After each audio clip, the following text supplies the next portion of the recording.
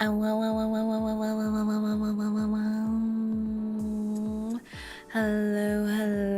everyone. This is your Hellhound Race Queen Saerin, and welcome back to Hell. Hello Jaded, hello Pearson, hello Shockwolf, hello Theo, hello Regular Shish Mustache, hello Hammer, hello 3 times faster, hello. Hey boss, before I lurk, I'm just going to say that I got double ear. What is the injustice in this world? What is the injustice? It's gonna be fine. It's gonna be fine. We'll get our men. Hello CC. Hello Alex. If this is hell, then why do you look like a vision from heaven? I think you hit your head, but it's okay. It's alright. Lacking justice in the underworld. I've been failing in getting things I want this whole day. Like there was an item I wanted to get, a makeup item, and then it sold out on the first day. Why do things sell out nowadays? It's 2026. What kind of world do we live in? Why won't they take my money? Anyways. And then I want to buy a pair of shoes, but they don't deliver to hell. It's it was a really cute makeup product too. It looked like the, what do you call it? The medallion thing from Sailor Moon that they used to transform. It was so cute.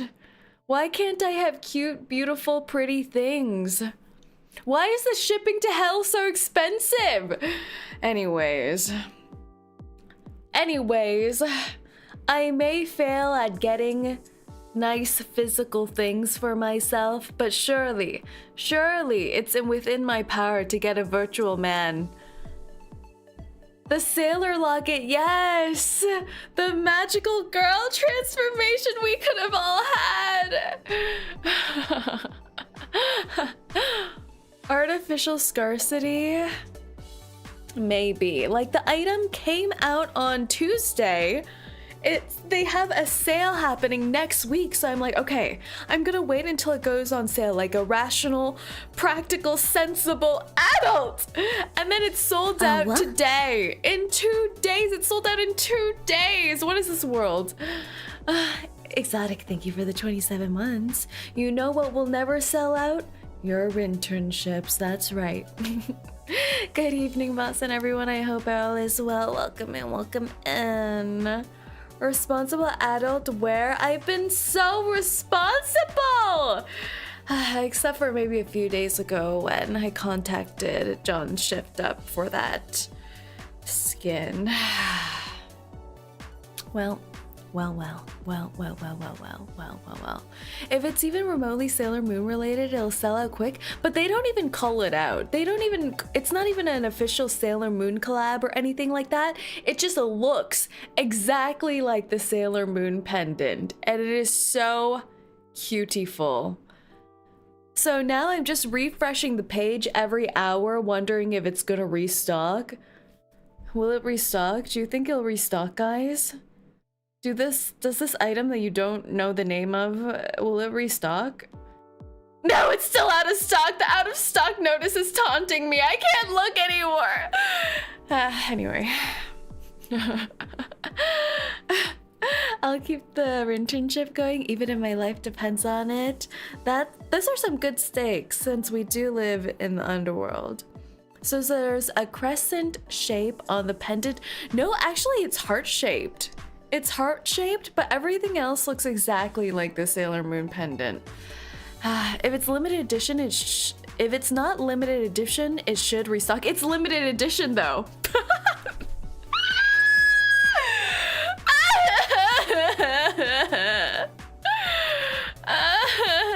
Well, it was limited edition from last year, and then they brought it back this year. So if it doesn't restock, then maybe I'll come back next year. The world's just so cruel. The world's so cruel. So it's hard-coded, it is. Boss, I hope you don't mind the basement being flooded with Resident Evil because of me. I've been seeing so many Resident Evil male boobs. Like so many. Like just so many. Honestly, I've seen Ada quite a bit too. I've seen the man. What's his name? Theom, Chad, Matt, Leon. Leon, yes. I've seen many photos and gifs of Leon. Chris, that was gonna be my next guess. Yes, Leon Shrex Kennedy. That was my third guess. Thank you. I've seen so many gifs and still frames of Leon on my Twitter, Discords, on Tumblr, when I sometimes venture over. So many. And I've seen also, to a lesser amount, Ada's as well. And to an even lesser but no less important amount, I've seen photos of Leon dressed in Ada's dress. And that's a beautiful thing. He wears it well. Can some men cosplay as Ada this Halloween, please and thank you? And at 49 years old, he's still going. He's 49? What is his diet? What is his fictional diet, huh? Aren't they in some kind of post-apocalyptic-ish alien zombie world? Like, how is he getting those protein macros in? I don't understand. Green herbs and that's about it. Oh, that's right. They do give you a lot of green herbs in Resident Evil, don't they? Not a bunny outfit? No, I like the idea of him going into Ada's closet and shimmying into her dress. Don't think you can fit in high heels? Not with that attitude. But anyone can fit into a high heel, silly. I believe in you. His diet is getting slammed on his back. Slamming his back on everything. That's true too. That's true. What a filling diet he's on.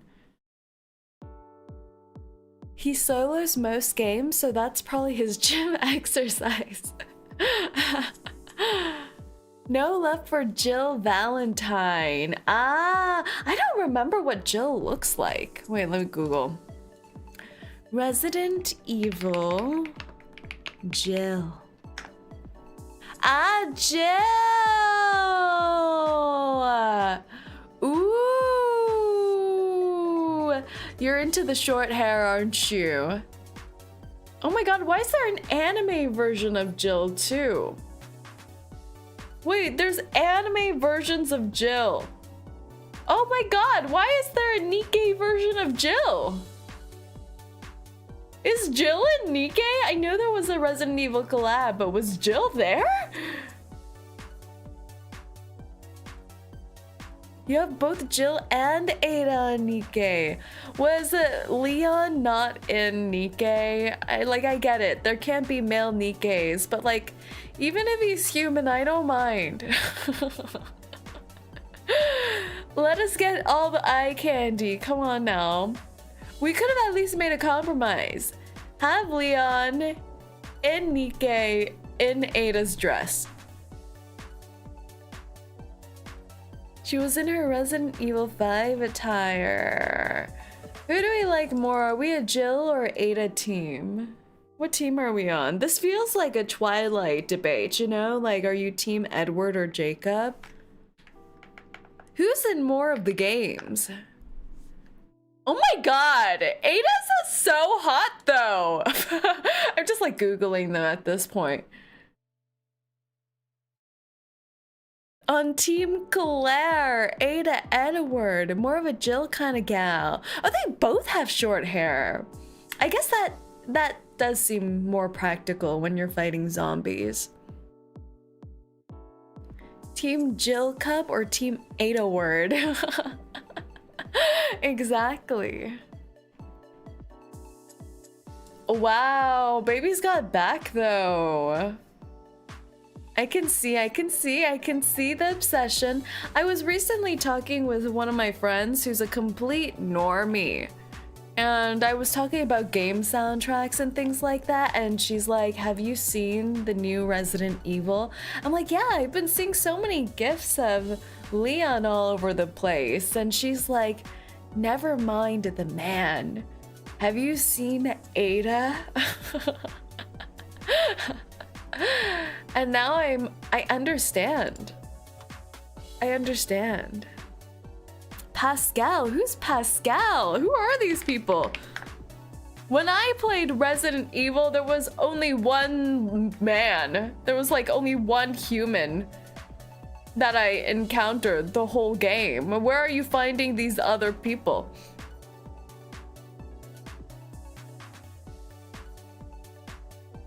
Which Resident Evil did I play? I played the one before the tall, hot zombie lady. What was that? Resident Evil 6? 7?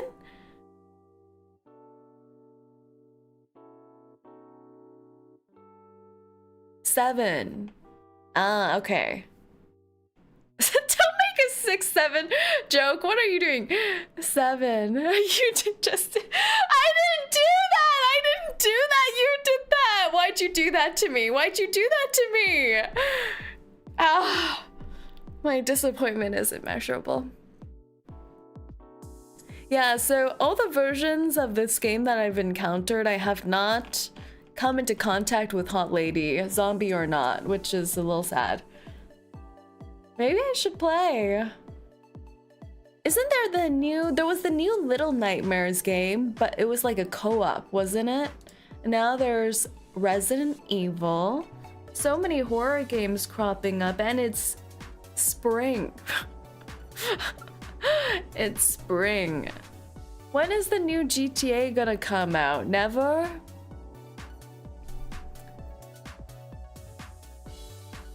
If I can only pick from the men, I pick Ethan Winters. What kind of name is Ethan Winters?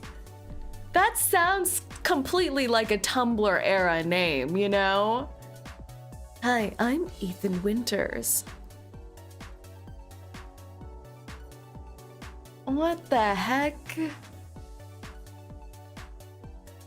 Allegedly, GTA is gonna come out this fall, but I doubt it. Shaking my head. It's the name everyone says in Resident Evil 7, Ethan Winters. Oh wait, was that the main character in 7? No, right? I don't even know who the guy was I was playing in Resident Evil 7. It was Ethan, wasn't it? Was it Ethan? Was I Ethan? Oh my god. No fair, how come I couldn't be hot baby girl Leon? Man, everything sucks. When am I gonna be able to become baby girl? Isn't Ethan on the same diet as Leon? How come he's not shaped the same?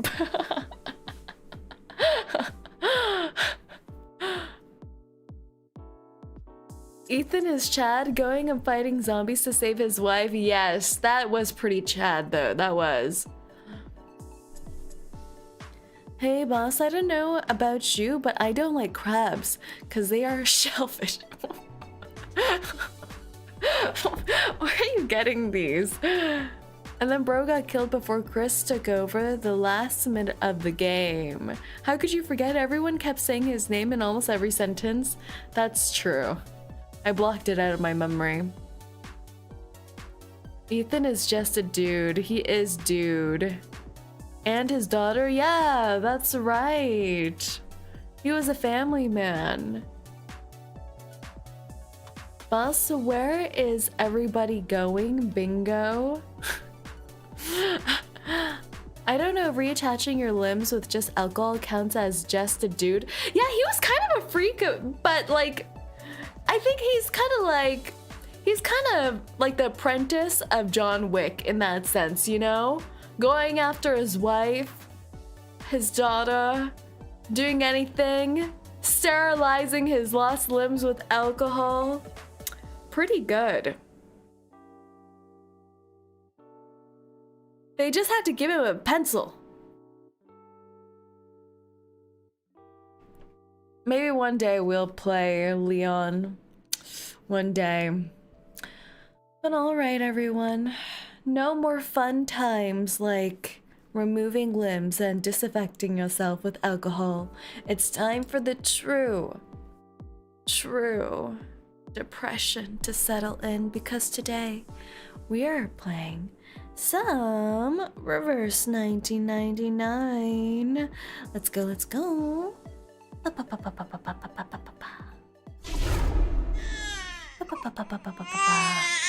That's true. Wouldn't it be fun to have a Resident Evil collab with reverse 1999? That would be fun. What's the next collab gonna be again? Atomic Heart, right? I remember when that was first announced, there was drama. There was so much drama. Incredible amounts of drama. I was like, oh damn, my favorite game's getting cancelled. And I have no idea why. I don't know anything about Atomic Heart, but I do remember when Lucy was first released, everyone said she looked straight out of Atomic Heart. And then I googled it after the collab was announced, and I'm like, that does look exactly like Lucy. Perfect collab, but apparently not. Apparently people hate that collab idea, so I don't know when that's coming out, if they're gonna delay it or anything like that. We'll see, we'll see. Resident Evil times Reverse 1999 collab is when Manus starts making the followers into zombies. I feel like the Manus followers are already 80% the way there to zombiehood. 80% there. That's why I don't go to Twitter. Everyone there is mad. Yeah, because the system on Twitter is kind of messed up. If you manage to get people mad, you get money for it. Did you know that? Did you know that? You can monetize hatred on Twitter, so it's kind of annoying. You get a lot of rage baiters. Some people do have valid points, but you never know. Somehow Manus Vindicte contacted the Umbrella Corporation. The Umbrella Corporation? Honestly, they could take that whole name. Like, doesn't that just remind you of the Equilibrium umbrella? They could be, They could use the umbrellas for bad deeds, create zombies, I don't know. I don't mind the Atomic Heart collab. I heard that it's something about the devs, right? Something about the devs that people don't agree with. I'm not informed enough to really speak on it. So I guess we'll just have to wait and see. Yes, yes, yes. But the umbrellas are humans? What? What? What? That does sound straight out horror. What? The umbrellas are humans? The umbrellas are humans? That sounds so frightening. You know, recently I rewatched some clips from Hannibal, the TV series with, what's his name? I'm so bad remembering names of anything. Let me Google. Hannibal. Oh, Mads Mikkelsen and Hugh Dancy. Did you guys ever watch that? That came out 2013 to 2015. 39 episodes on Prime Video. I did not know that. What? But yeah, I was rewatching bits and pieces of Hannibal because I was told by a friend that when you get to the finale, you realize it's yaoi. So I thought, you know what? The things I have to go through to watch a bit of mainstream yaoi out here, you know? So I rewatched a bit here and there, and it's I don't know how they did it. I don't know what on earth their set budget was or their costuming budget was, but it legitimately very scary imagery throughout. So when you said the umbrellas are made of humans, I just pictured a human ribcage stretching out to be umbrella shaped, because that's what they would do in Hannibal, truly. It's disturbingly good, right? It's disturbingly good. That explains he says obsessions. Yes, yes, Issa's been obsessed with Hannibal. Absolutely obsessed. So she randomly one day asked me, have you ever watched Hannibal? I'm like, yeah, a few years ago. It's been a long time. And she's like, it's yaoi. I'm like, okay there, Issa, okay. Last I heard from her, she's been in the archives searching for fanfic of Hannibal, but there is none. Well, there is, but none of it's good, you know? Because the problem is of making fan fiction of a series like Hannibal or like Sherlock Holmes and stuff like that is that you have to write like you're a genius. You know, you have to pretend you have 4,000 IQ to be able to parallel the media. And that's difficult in fan fiction. That's difficult. Usually they just make them fall in love in fan fiction. I'm like, what happened to the toxicity, you know? What happened? What happened to Mads Mikkelsen wanting to take a bite out of Hugh Dancy's collarbone, you know? Just saying the Umbrella Corp is a human corp. Ah, yes, that is true. That's another way of enjoying meat. That's right, that's right. But yeah, I encourage everyone to rewatch Hannibal. It is quite intriguing. We need more television series like that. Now we just get trash Netflix series, you know? We get Love is Blind season 13. And I get it, okay? I'm fine. I don't need more seasons of Love is Blind. I don't. Shaking my head. Anyways, No 12, Life and Fate. Reforge scythe and plow into sword's edge. Let iron learn to leave its sheath. Let our enemy know the taste of hunger. 6 versions of NCIS, all the spin-offs. Last we left off, things were going terribly with Saerin. Militia base, Belgrade. He does not feel pain as the living do, but it has left its mark all the same. He must have endured unimaginable torment. Why are we like this? We left off with him messed up and we're back where he's messed up. Like, man, what is, His bodily structure is too fractious to store his arcane energy. The leakage is worsening his condition. Saerin's body is held together in an unnatural way, like a man crushed 1,000 times. His fragments no longer fit together as they should. What's wrong with these people, okay? What's wrong with the Manus do such a thing? Why? He's got nothing to do with any of this. Meryl stands with her back to Saerin, her shoulders hunched and trembling. We should have gone with you, 𝐒𝐿. Saerin now lies on a stretcher, silent and contained, like a black wall behind them. Meryl finally saw Saerin's arcane skill for the first time, vast and hollow, like death itself. No. Meryl. Masha. Oh. Hey. She instinctively turns to her, but Marcia grips her shoulders firmly, holding her back in place. Don't turn around. I think 𝐒𝐿 wants to tell you something. What is it, 𝐒𝐿? Meryl. This is our baby boy, guys! This is what they've done to our baby boy! 𝐒𝐿, I'm sorry, it's all my fault. With a single word, Meryl's words come rushing like a river breaking its banks. You protected me, walked with me all this way. hid me, kept me safe, and after all that, after everything you've done for me, I left you there, all alone. Baby girl and baby boy, I can't. If only I weren't such a weakling. If only I were brave like the others.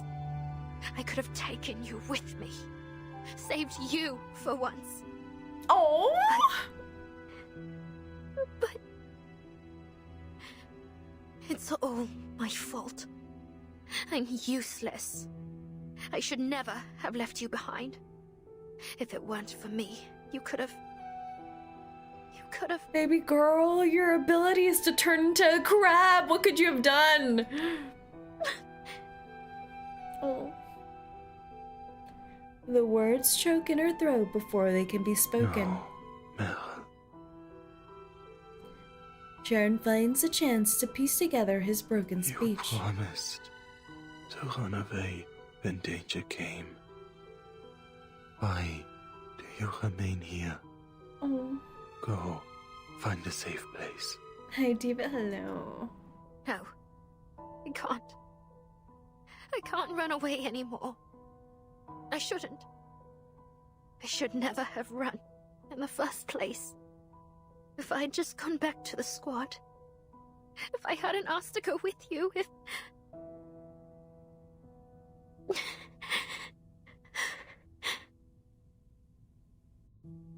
Meryl is too overwhelmed to speak.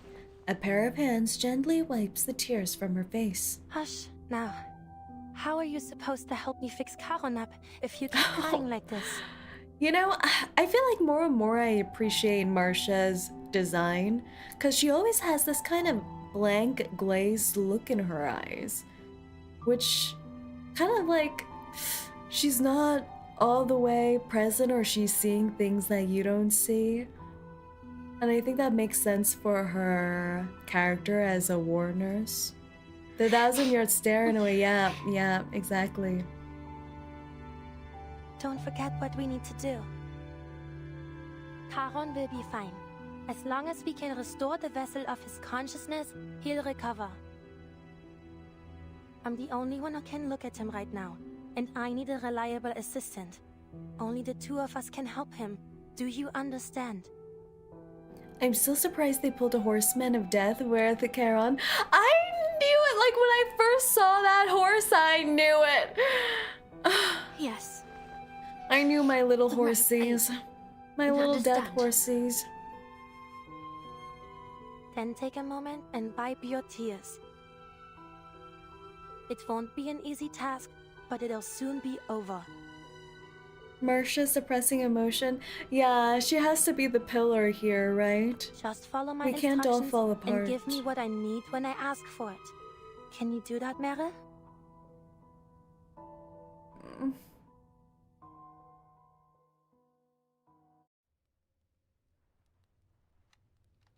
A boy steps onto a fallen stone pillar, the wreckage of the war plane in the church behind him. It's been shot down, yet it still seems to posture in defiance, a grim reminder of how fragile this city is. We will not be victims. One by one, people gather around Fyodor Petrovich, quickly forming a tight circle.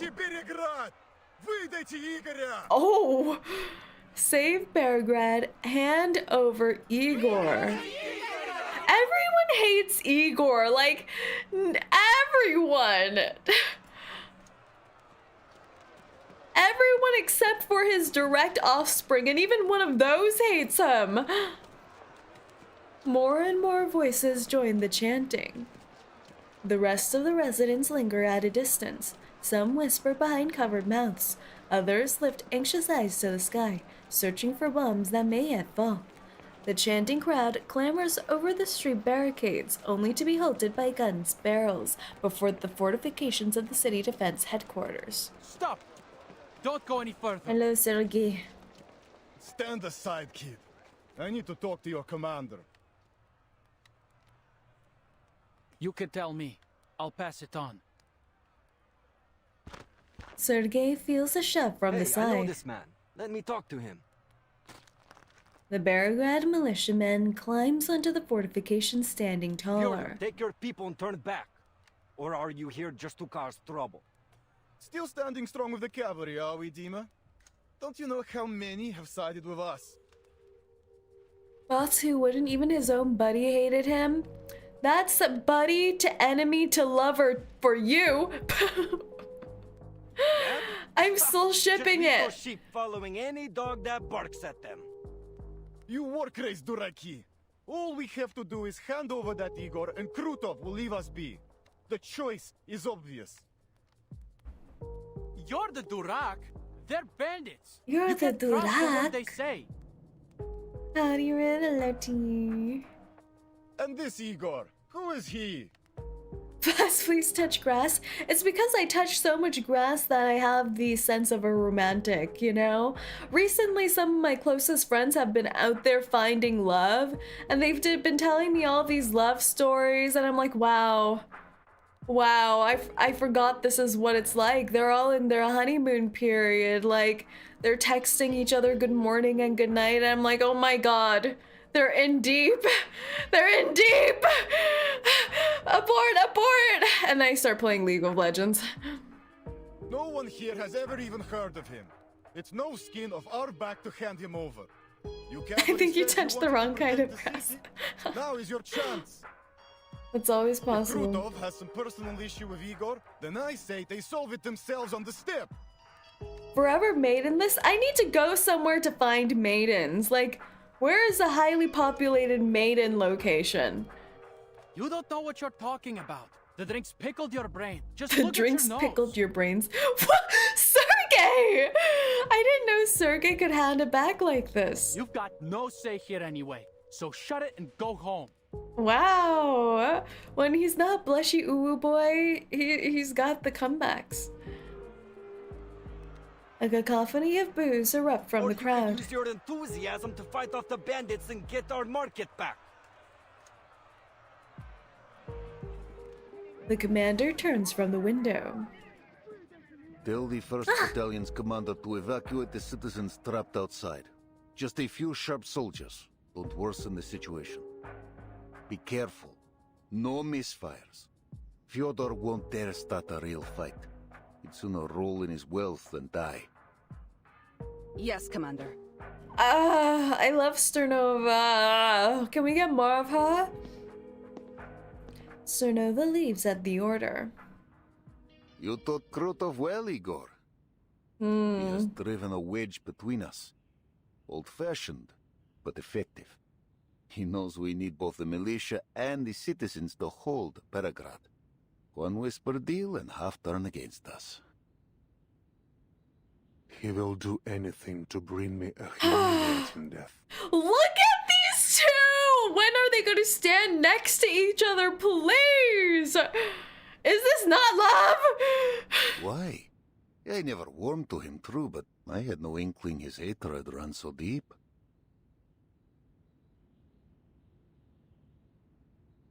Igor falls silent, as if fishing his thoughts from the depths of a dark pond. Like me, there was no turning back for him after São Paulo. He can only continue down the path he has I led. feel like with how Igor's character has been so far, he really feels like he's gonna be sacrificed, don't you think? Scapegoat to calm the Since the masses, deal maybe? with Manus Vindicta, he has resented me. He claims I shot at him for his sacrifice. Tragic hero vibes, yes. He also believes our break from the Manus was a grave mistake. He wishes to wrest more power from them. But I never promised him power. I promised him a chance at survival. Still, he calls the boon a sacred thing that will grant him the power of a god. He's the will stained his hands for the greater good kind, yeah. Krutov took my The choice end as justifies the weakness. means kind. Now, he is obsessed with proving that his path is the right one. He wants to kill me, to take the boon, to prove his worth to the Manus. We can take advantage of this. Outside, arguments between the cavalrymen and citizens rise and fall along the street. One thing is certain. This decisive battle will not be inside the city. We cannot stay here alone. Let us live together, Ivan. We will discuss our strategy on the way to camp.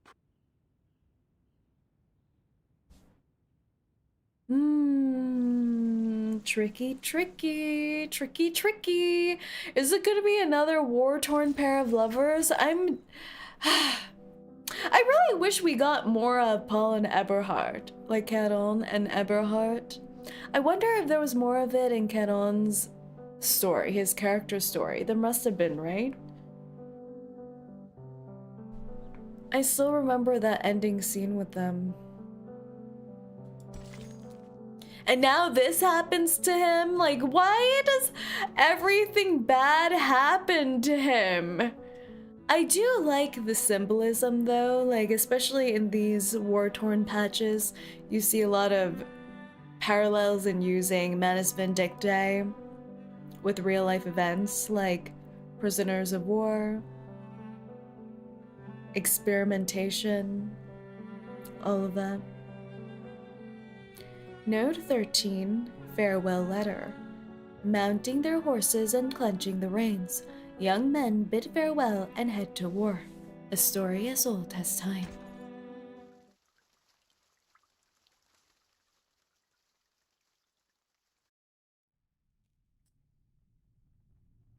So, you're saying you devised this plan with Igor? Romantic, right? Sternova stands opposite the commander, the map table between them. Agitated, she shifts the markers representing the military forces back and forth. The commander glances up at her. Her words are minimal, but her stance is made clear. Put the Griffin down, Sabina. We're all in the same boat now. They're in the ship! They're in the same ship, guys. What do you call an old snowman? Water. What are you saying? Sternova raises a hand and sweeps the wooden griffin to the edge of the table. I'm not questioning your orders, but I will state for the record that leaving our back wide open to Igor is too risky. After dark, the cavalry will advance upstream with minimal gear to launch a surprise attack, cutting off Krutov's supply lines. Old man Yowie in the works. It makes sense. Our riders know the terrain like the back of their hand. This will allow us to Opening our capitalize back on to our Igor? superior mobility. Wait! Opening our back to Igor! But we would be leaving the right bank, It the writes forest, itself. the siege, and even Belgrade exposed. We're throwing ourselves into the old lion's mouth and praying he won't bite. You're right, we'd be exposed. But the coalition without trust wins nothing. You've seen Krutov and his army. Neither the cavalry corps nor the militia can meet his air power or artillery. Belgrade would be rubble if not for Igor's anti-air guns. Our thoughts drift to the poor house, its dome half destroyed and a bomb dropped during their withdrawal from Belgrade. The Griffin Legion is well equipped, but they're thin on numbers and supplies. They will hold cities and forests best. Let them guard the city. Our riders will flank the enemy by night. Both Igor and I agree on this. But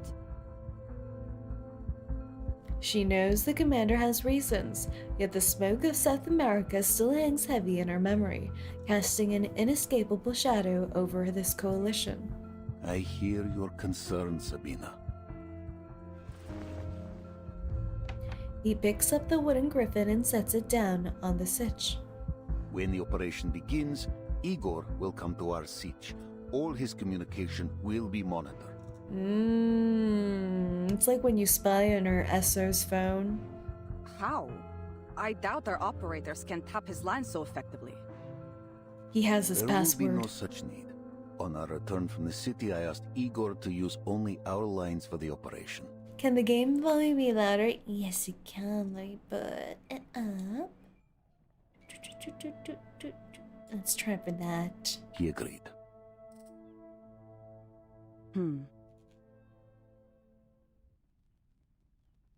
Sternova nods hesitantly. I see. Still, I'll be keeping an eye on him. Your scrutiny is welcome, Colonel he Sternova. was just lurking outside the tent. The rebel leader enters the tent, his presence sending the already frayed nerves of the chief of staff. Under Sternova's piercing gaze, he places a document on the table. What's this? All the information I have on Krutov. His background. That's right, shouldn't he academic know record, everything about him? Military experience, psychological profile, and a registered list of his arcane skills. The information comes like rain upon a desert. Such clear proof of good faith silences Sternova's worries. She silently agrees to allow the collaboration to continue. Spasiba. We know Spasiba. little of Krutov. I'll be sure to read this before we begin. Under the high noon sun, blurred shadows fall across the canvas wall of the tent. Huh? Who's that gathering outside? I saw some officers discussing something in camp. It may be them. Let us hear what they have to say, Sabina.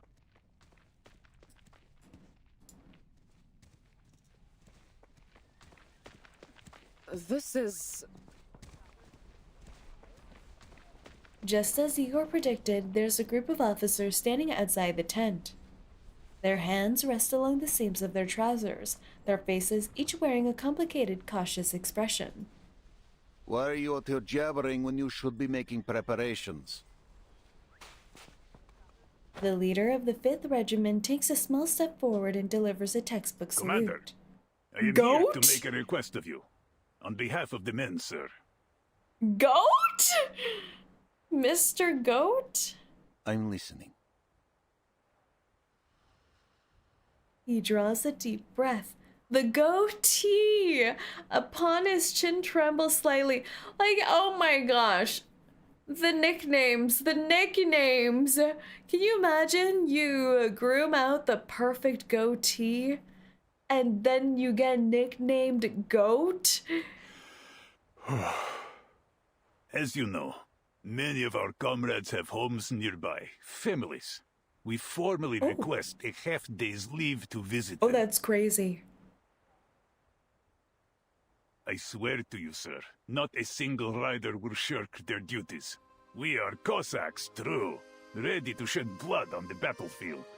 We were born soldiers of the steppe, just as our fathers were, and theirs before them. We know that not all of us will live to see the rising of the sun tomorrow. So, if we have a chance to see our loved ones... Oh, this is kind of a hard ask, isn't it? Days before battle when you need to prep. But you gotta let him go. He clenches his teeth, facing the commander. The speech he prepared seems to have slipped from his mind. And Ivan's such a family guy, too. So he simply remains silent. After all, the most important request has already been made. The commander clasps his hands behind his back, his gaze sweeping over the rows of Cossack military caps. The soldiers follow his eyes. No one dares break the silence. Then he waves a hand. A half day. No more. Go see your He's so families. soft. If his mama dies, like, oh, I feel like his mom's gonna die. No mom survives this game happily. Like, no mama leaves unscathed. The feeling spreads quickly throughout the camp. The other soldiers soon learning of the commander's answer from the rising fervor. Beryl? Do you think Beryl is happy? She's kind of messed up. She's like pretty messed up, I would say. Anyone who fails to return to the Sich before nightfall will be branded a deserter. I love Do I how make Beryl myself has clear? on her speed dial a bunch of Manus members just there in case she wants to have tea with them. The cavalrymen disperse to the tune of "Yes, sir," and "Thank you, sir." The commander lets out a long sigh and meets Cernova's eyes. Will you be paying a visit to Tamarka? I love this face on Sternova, like this tiny itty bitty smile. Like, look at this face. Look at this face. Look at this face. I want more scenes with her and Ilya. Not Ilya. Who am I saying? Her and Lilia together. The two blondies. No. He shakes his head. There is much to prepare. Come, let us return to it. The commander sets a pile of blank letter paper on the table and pushes it towards Sternova. Pass these papers to any soldier not going home. Tell them to write a letter if they wish. Sternova's gaze darkens. She glances at the commander, to Igor, and back again. Oh! They're all preparing. Then, at last, she nods. She gathers the paper, turns, and leaves the makeshift meeting room. Not the wisest choice. Sending them home just before a major operation. Their families will plead for them to stay.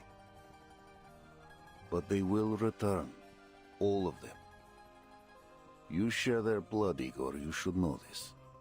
And a Cossack will do anything to protect their home and family.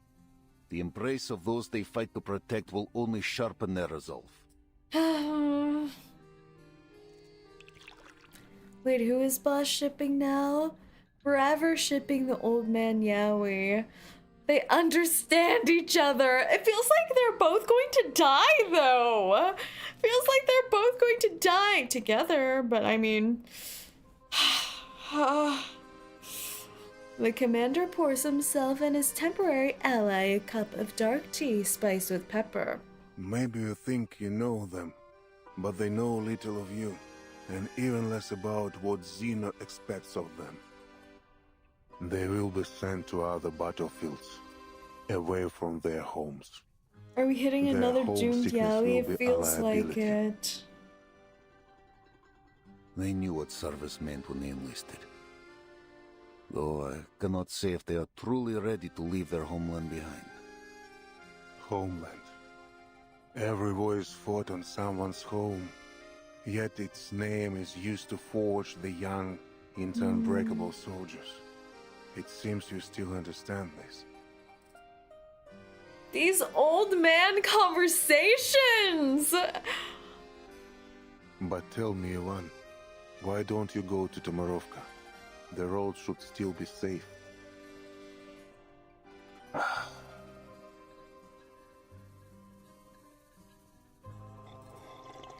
Ivan lifts his cup and takes a sip.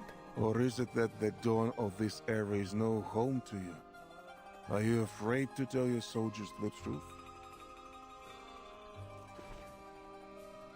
The commander adjusts the collar of his uniform, searching for a way to change the subject.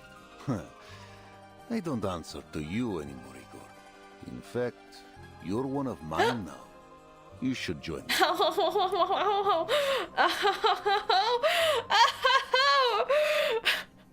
Join them? What do you mean?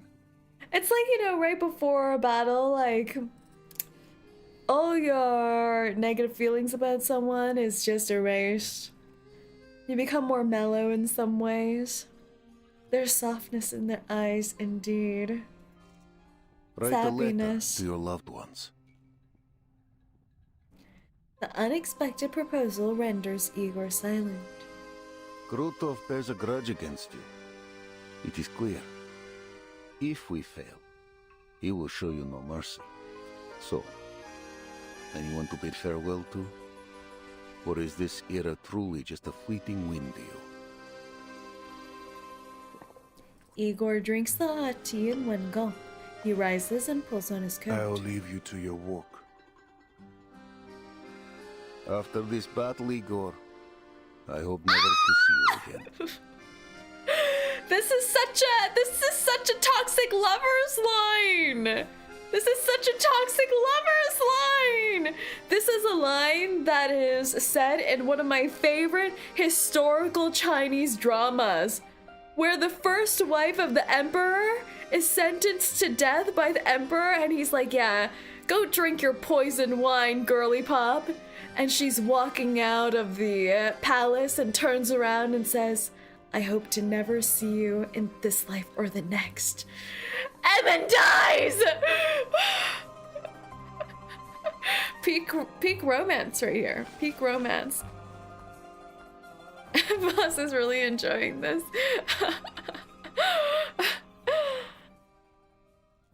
That sounds familiar. What's the drama called? It's called the Advisors Alliance, I believe. I think that's the English title. So good. Taking a few sheets of letter paper from the commander's desk, Igor steps out of the tent. The commander remains standing, as if waiting for something to arrive. Soon the radio linked to headquarters chirps its alarming tone as expected. Vice Admiral Barakov, is the timekeeper safe? Yes. She says our mission in Belgrade is mostly complete. Good. We'll relay this to the Foundation Committee. The two-part about Sima, yes, yes. With that settled, your orders are to pull the I love that cavalry force from the wifey. region, effective immediately. This is what I would sound like if I was some radio liaison on my 13th hour shift. Yeah, your orders are to pull in, yeah. Immediately. We were given 2 weeks to secure Belgrade. A warlord and his bandits, aided by Manus Vindictae, have been running rampant on the Dawn. We are working to neutralize this threat before redeployment. Manus Vindictae's forces are concentrated on the Western Front. Our manpower is already stretched too thin. We can't afford to hold the Don River. Not while there are more important strategic goals. Bruh. I can imagine she's saying that while filing her nails, right? The decision is set. No 2 weeks. Bro! 5 days, that's all I ask. We will resolve the threat here this and is run to bad. Hungary without delay. And how do you plan to resolve the threat? With Igor's rebels? Did you really think you could hide your coalition with Igor and his traitors? You and I only turned a blind eye for the timekeeper's sake. What's with this Xeno Command Liaison Officer? Oh my... Oh! But the timekeeper has finished her work, and you are still collaborating with them. Timekeeper, can you phone in to the Xeno Command Liaison Officer? Are you prepared to face the committee if they demand an explanation? Who cares about the committee when lives are at stake? Vice Admiral Barakov, do you read me? No. Oh, it seems like I'm passing under a tunnel. Ivan Ivanovich, you understand what I'm saying? Oh, full name invoked. You'll obey orders or you'll face the consequences, Ivan. Oh my gosh. To protect our home and kin. That is why I stand with Igor's rebels. That will be my only answer to the tribunal. Ivan, I stand. You can fix her? You can fix the faceless entity radio girl? I don't think we should try. Do you think she's getting a good pension from this? Mounting procedure and posture. First opening, Operation Order Brief, top secret. Colonel? Ah, I always pronounce this wrong! Colonel. I always need to think about popcorn when I say this word. Colonel. Not colonel. Even though it's spelt clearly as colonel. Where's the R? Don't know. Colonel Cernova's Operation Order Brief. In accordance with Xeno military security protocol, this brief has been encrypted. This is why I always wonder how people learn English, because English makes no sense. It has rules and then breaks all the rules. Like, Colonel? What is that? Where are you getting Colonel? Anyway, Operation orders number Operation Frozen Horseshoe thingy-majiggy. Is that the pi sign? I forget. What is this? Horseshoe. Spear Light Cavalry Division 0500. Mission. You are ordered to form a rapid strike team with the Shashka and Shield units, hereby designated Horseshoe.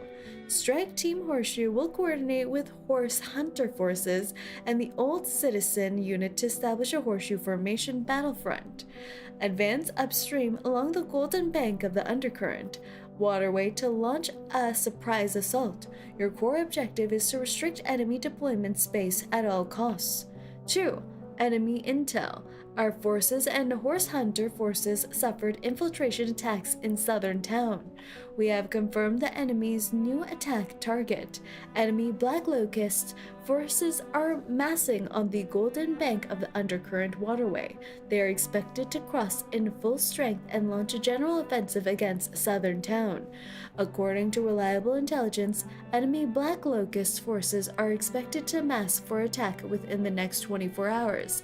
However, the exact strength of the troops committed to the dark bank of the undercurrent waterway remains unknown. 3. Execution. Rapidly ford the undercurrent waterway. Before enemy forces complete assembly, execute a flanking maneuver from the narrow wing. Ambush and eliminate all encountered enemy units. Penetrate enemy rear positions and severe supply lines. All combat units must reach the Old Tree Riverside sector and assemble before the autumn harvest. 4. Horse Hunter forces and the Old Citizen unit. The Old Citizen unit? Who's in the Old Citizen unit? Horse Hunter forces and the Old Citizen unit have been integrated into the Southern Town Defense Network and will conduct diversionary attacks from the Dark Bank. Longtail forces will provide supporting fire and cleanup. Following the extension of the offensive, your unit must immediately engage the enemy and coordinate with friendly forces for encirclement. If you encounter an enemy counterattack, you may request air support. Due to logistical constraints, the Scout Short Sword Camp will assist in securing abandoned horses and equipment recovered during the operation. Your granddad is Duncan a part of it? Yeah, who's part of the Old Citizen unit? 5. Command and signals. Maintain status quo until next classified order is received. All these code words. Old Citizen unit, gotta have people like Igor and Ivan in the team. That's what I was thinking too. Get everyone with gray hair in there. Alright. Note 14. The night before war. The fires of war burn ever nearer. Children of the dawn, it's time to unite.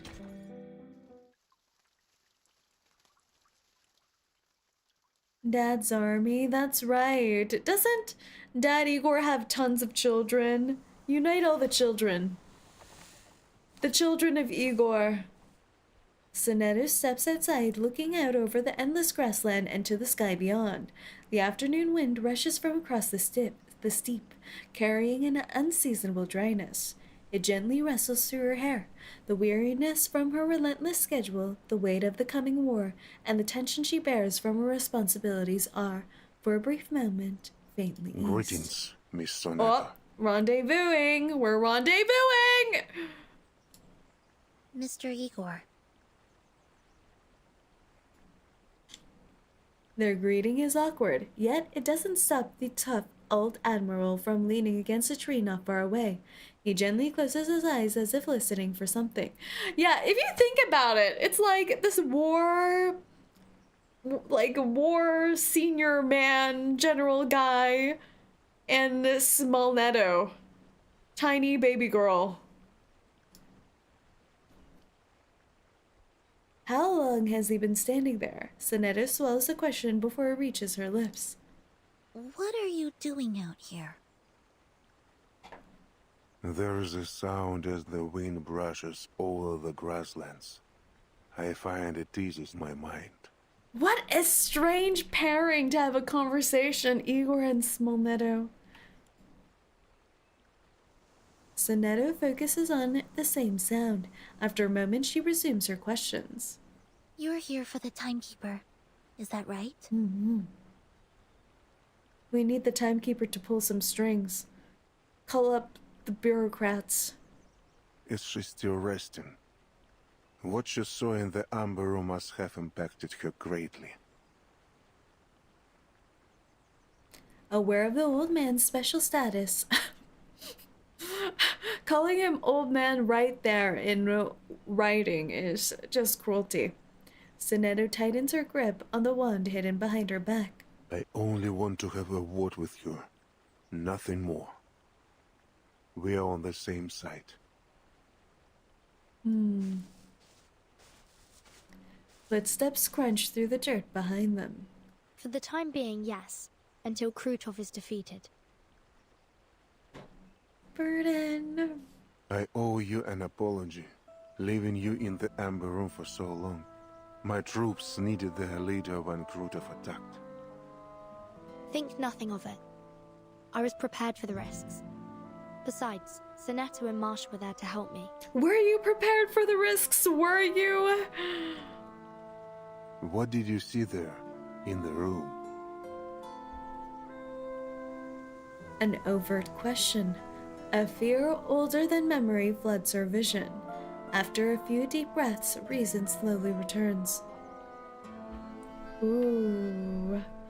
Ooh, it's been a while since we had text we could choose from. Erd, an experiment, a white room. Erd it is. I believe it was Erd. But she seemed unsure of that herself.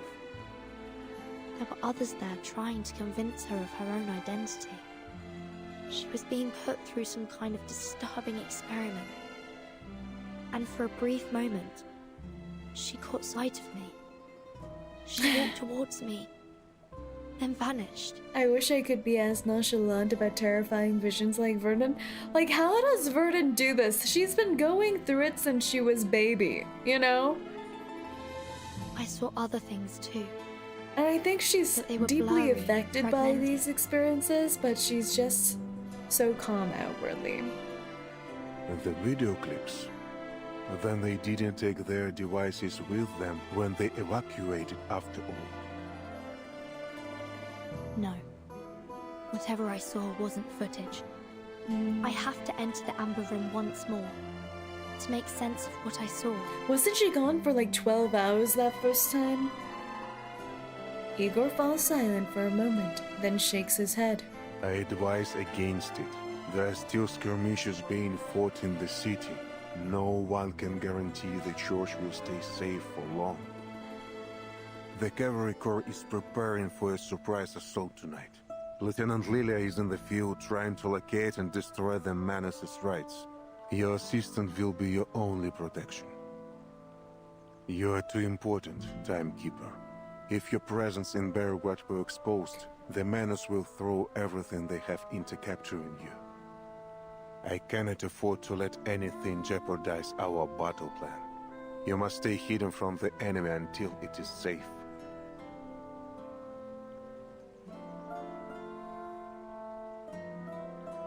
Miss Sonetto, I don't question your capability and devotion, but Belgrade is a potential battlefield.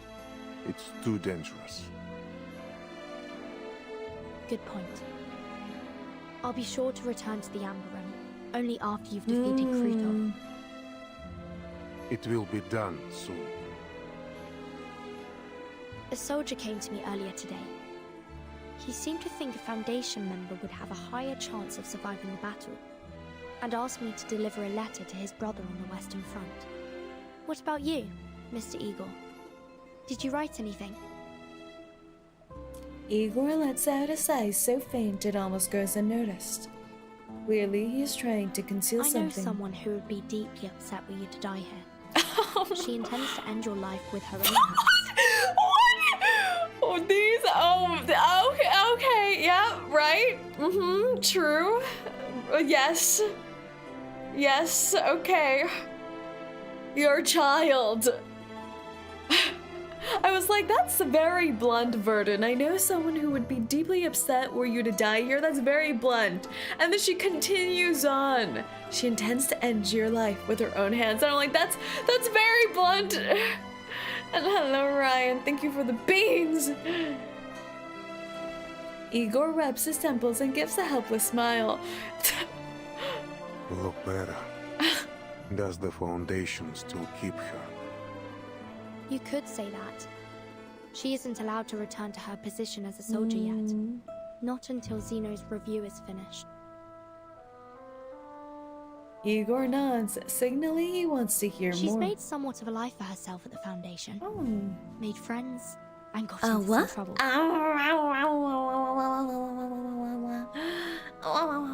Thank you for the gifted. Ryan. They've assigned her an instructor to work on her dice game obsession. Her dice game obsession? She's gambling now? What kind of influences are in the Foundation? And Jaded was hit! Jaded was hit! Vera. So typical of her. That reminds me, did you see the video of Igor doing the chunky dance on the river? Like, I haven't! There's something I'd like to know, too.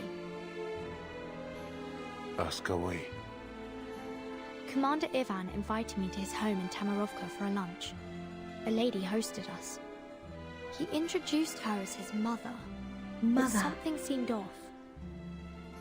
She is indeed Ivan's mother. He knows Ivan's mother! Then, did Commander Ivan request shelter for her from the storm? Yes. A request made not long after their reunion. Okay. Igor folds his arms across his chest, frowning. Not even the most capable diviners could have predicted the advent of the storm. As you suspected, Ivan's mother, like most at the time, was reversed during the first storm. Sometime after that, Ivan rediscovered her. He told me that he knew it was her from the wrinkles on her face and her tender smile. He was certain that, by some miracle, his mother had survived the storm and returned to him. An improbable scenario, don't you think, Timekeeper? Saying improbable mommy scenario to Verdun? Of all people, a familiar coincidence. One day, I'll uncover the truth about the storm. For everyone's sake. For my mother.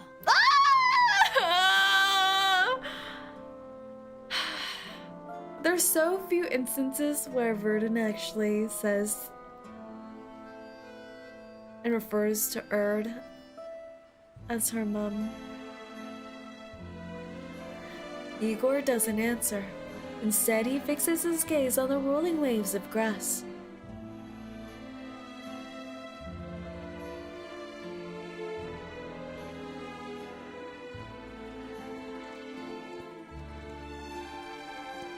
Night falls over the steppe. I can hear Regulus's line every time, me too!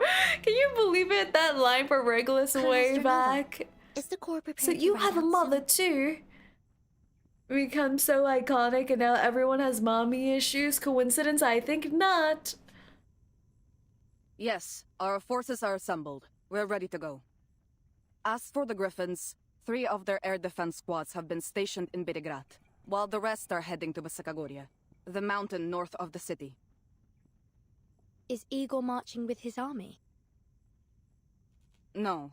Both Igor and Commander Ivan will stay at the command post in the siege. I'm here to check on you at Lieutenant Lilia's request. She said you're good at slipping away and making people worry. Sonetto suppresses a laugh before deftly steering the conversation elsewhere. 3 squads. That's all the city has for air defense? That and the militia.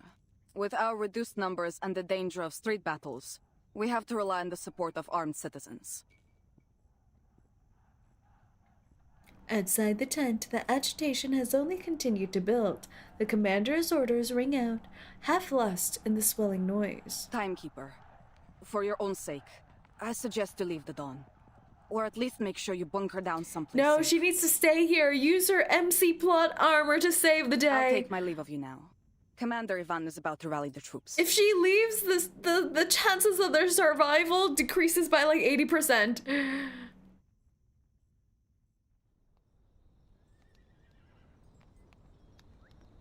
Beneath the night sky, a hushed yet fervent atmosphere settles in. The soldiers' fighting spirits render them restless. Think, I get to fight a real war. Oh God. Boże, my hands won't stop shaking. Keep your head on straight, you Durak, or you'll get yourself killed. There's nothing romantic about war. I've fought alongside many soldiers like you, dreaming of glory, victory, and the praise of our people when we returned home. But I returned alone. The whistles. The rest died on The some whistle soundtrack. godforsaken battlefield, along with their dreams of glory. I visited their graves before I left. Hope their spirits are with me. I went home to see my girl.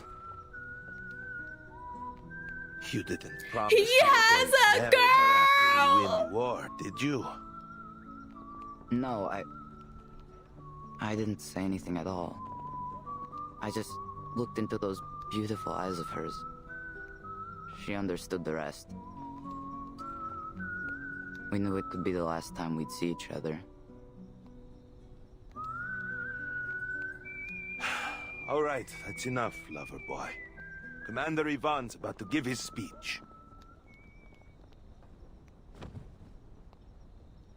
Attention all troops! Call the roll! Roll call. Strong, unified voices rise from the formations, joined by the thunder of horses stamping the ground. All soldiers have returned to their posts, sir. I knew there were no cowards in the war. They really did all come back. Nothing less. Ah, the music! Listen, riders! You've seen the ruin 𝐒𝐡𝐚𝐭 and his bandits have wrought. You've seen those black-hearted cowards burn Cossack homes and kill our kin. I'm going to cut off that clown's head and hang it in my backyard. Oh, okay. Sir! Sir! The young voice works a burst of laughter. Then fists and shouts of approval are thrown into the air. You've seen them rob and trample our land, our people, and our dignity.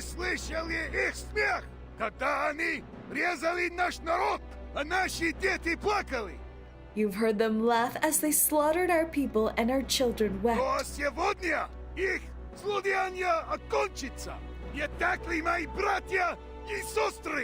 But today their villainy ends. Why, my brothers and sisters?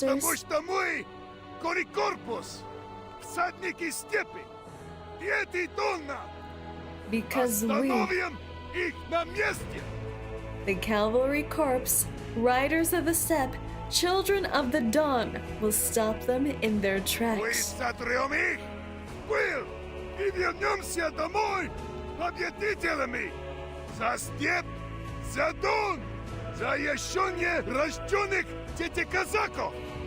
We will grind them to dust and ride home victorious, for the steppe, for the dawn, for Cossack children yet unborn. Today, we destroy the enemy and reclaim our home.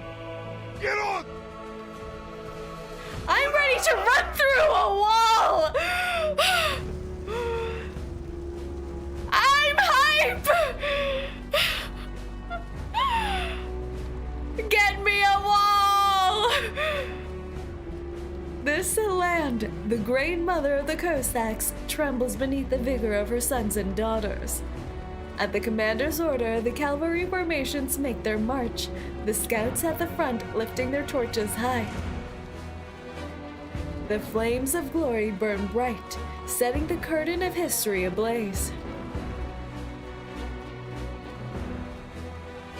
Look at that. Oh, that speech? That voice actor?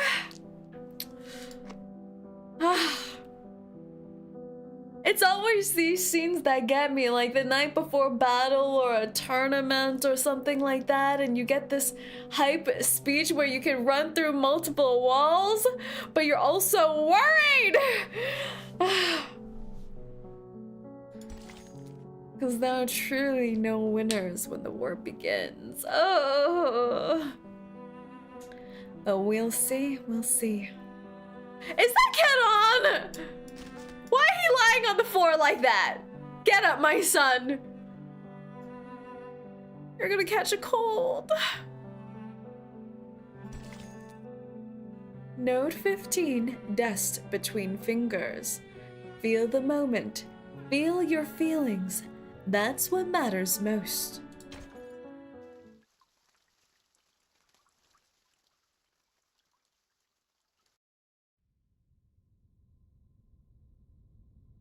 The militia camp is full of makeshift beds, sheltering the many civilians injured in the warlord's raid.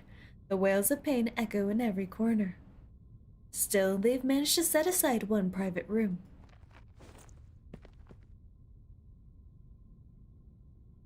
Oh. This is so real, though, her feeling so helpless and just standing there watching. Meryl rises from her chair for the 33rd time, pacing around the only bed in the room to check on the patient again. Oh, she's a cutie. The patient no longer oozes death, yet she still can't bring herself to fully look at him. Her gaze drifts aimlessly towards the single basement window, the grain of the wooden chair. A smudge of chocolate at the edge of the cloth catches her eye. This awakened has an unnaturally low body temperature, so low that even in Beargrad's long autumn, a piece of chocolate wouldn't melt. Oh, he still has the choco. Could someone have used fire? Can fire even hurt 𝐂𝐚𝐭? Has her friend been turned over flames like a roast pig? What? No! She's doom scrolling in her mind. What do you call doom scrolling before you had things to scroll and it was just in your mind? Doom minding? Doom thinking?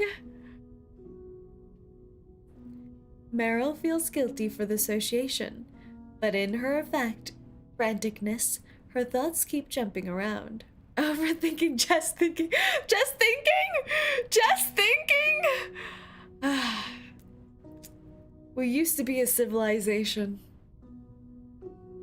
A shiver runs through her, as if her own hand had struck the match to the kindling.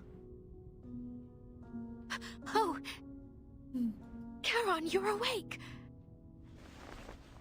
She turns her face, quickly wiping away a tear, then hurries to 𝐂𝐚𝐭's side to help him sit up. How are you feeling? Are you thirsty?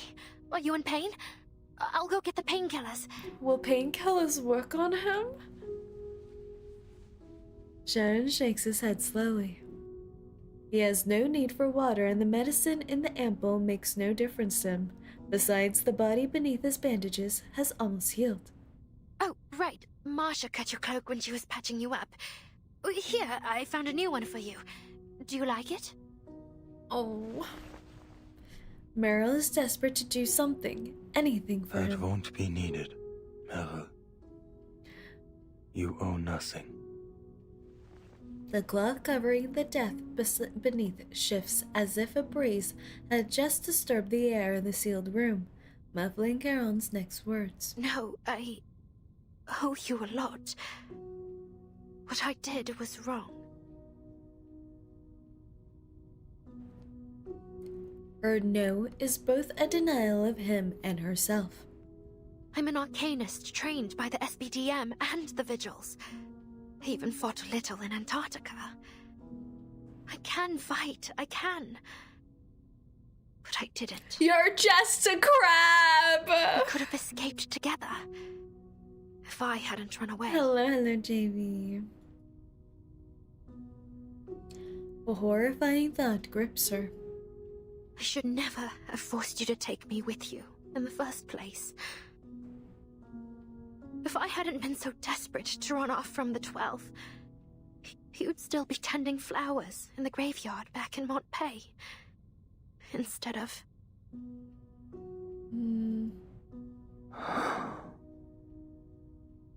Death's call had grown heavy in the east.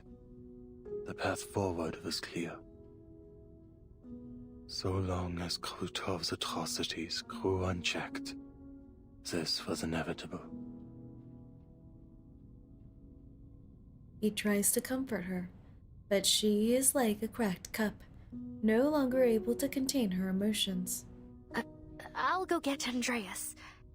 I'm sure he's missed you a lot. Perhaps escape is one way to heal wounds. Heron doesn't stop her.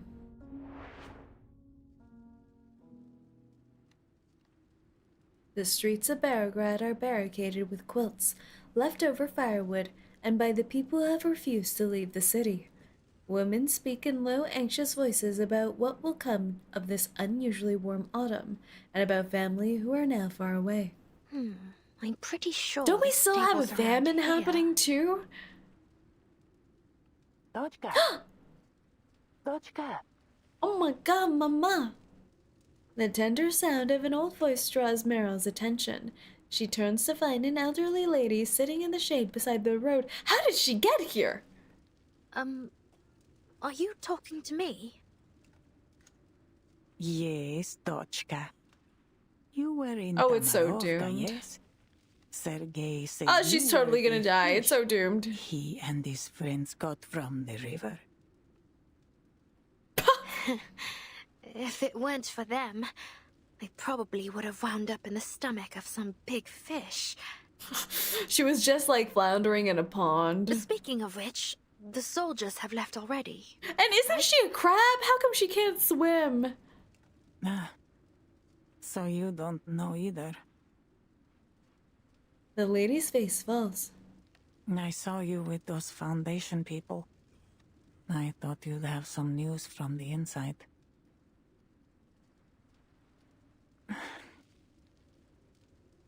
Ivan sent his men to bring me to Belgrade. He told me it would be safer there, under the protection of the militia and the Foundation. He promised to take me to Xeno headquarters once he's back. Okay, I'm worried. Crab don't swim? They don't? They just gurgle underwater? Ivan? Wait, you don't They mean walk Ivan underwater? Oh my Ivanovich, do god. you? You're his mother. I am, Rodnaya. Though a child doesn't tell his mother everything, I'm sure he has his reasons. I've grown quite used to it. But every time he suggests taking me to headquarters, I feel sad for the friends I made in the village and the red carnations in my little garden. But soon, they'll all vanish. The old lady's sorrowful words make something inside Meryl give way. 𝐂𝐡𝐚𝐭, tell me, are we heading into another era? Why does she know? Meryl nervously clutches the belt at her waist. She tilts her head, avoiding Miss Galina's watery eyes. I'm sorry, I don't know what you're talking about. No, I should apologize, 𝐂𝐡𝐚𝐭. Not you. I shouldn't She's be losing saying it. such She's things. losing it. The old lady gently takes Meryl's shaking hands in her own. Oh, I am just an old woman. Sometimes I don't Does even she know have what memories I'm from her saying past myself. life? Come now, lift your chin and smile, 𝐂𝐡𝐚𝐭. She knows she gotta be mad. Sussy! Do you think there's still meaning in this kind of life? It's like I'm trying to catch something, but no matter how hard I try to hold on to it, Everything I do, every friendship I make will just be blown away. Like dust. Well? Miss 𝐒𝐚₭ gives the kind of nod only someone with many years behind them can give, and guides Meryl to sit beside her. I was in a coffee house in Kreshchatyk, Kiev, watching the Salyut 6 space station launch. There was a marching band outside rehearsing Prazdnichnaya Ouverture, the festive overture. As the piece moved into the exposition, I saw Ivan push aside the drum major and run straight. What? Push aside the drum major? Poor guy. Can you imagine you're at the theater? Or you're in a crowd watching some marching band performance, and some guy just pushes aside the drummer. That coffee house so fast that he nearly shattered the door. Just shoulder charged, yeah. And the first word from his mouth was "Mama." This is too. They're giving us the heartwarming things. They're giving us the heartwarming situation. She's totally gonna die. Miss 𝐒𝐚₭ breaks into a soft laugh. So, did you believe him? That he was your son? A giant, buff military man runs towards you, pushing aside a marching band drummer, crashing into a coffee house and calls you Mama. Her smile grows, and a deeper line appears at the corner of her eyes. Did I believe him? I called the police 3 times. I love her. The first time I told them I was being harassed. The second time that he was a scammer. What about the third time? The third time I told them Ivan was a lunatic who claimed to be a time traveler and should be committed to a sanitarium. Oh, wait! First harassed, then criminal, then mentally ill. Well, she tried to get him some help by this third time. These are valid responses. Every time he was quick. Is this stalker? My Zemo or the Foundation. Can you imagine this potential harasser, criminal, mentally ill person has friends from high places where he gets bailed out each time, and then he comes back and calls you Mama again? How frightening that would be. He'd loiter around my building. Stalker! In a rusty tin box he claimed held legacy items I left behind. The nerve of that boy. I was still alive and well. She's like, legacy? You scoundrel. I haven't died yet. What was in it? She's a baddie. Did you see? Half a homemade cookie and a photo of the two of us. A photo so clear that it couldn't possibly have been produced in my time. Oh, now they're hitting us with the feels. Oh. The fact that he saved half a cookie. Oh. Oh, I'm good. Oh. He spent months following me to all sorts of places around Kiev. One day, outside my building, he told me how I planted red carnations on the windowsill at his childhood home. But none ever bloomed.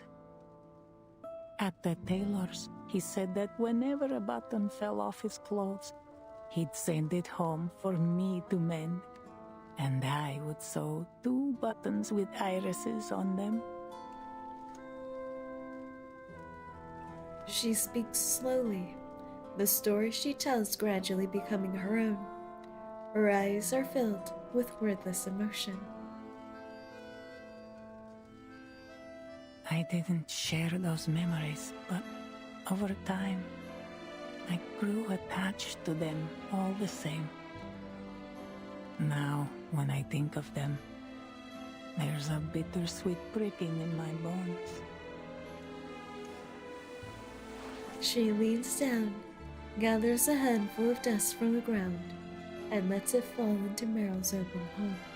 You see, 𝐂𝐡𝐚𝐭, the wind does blow away the dust. She helps Meryl spread her fingers. But focus.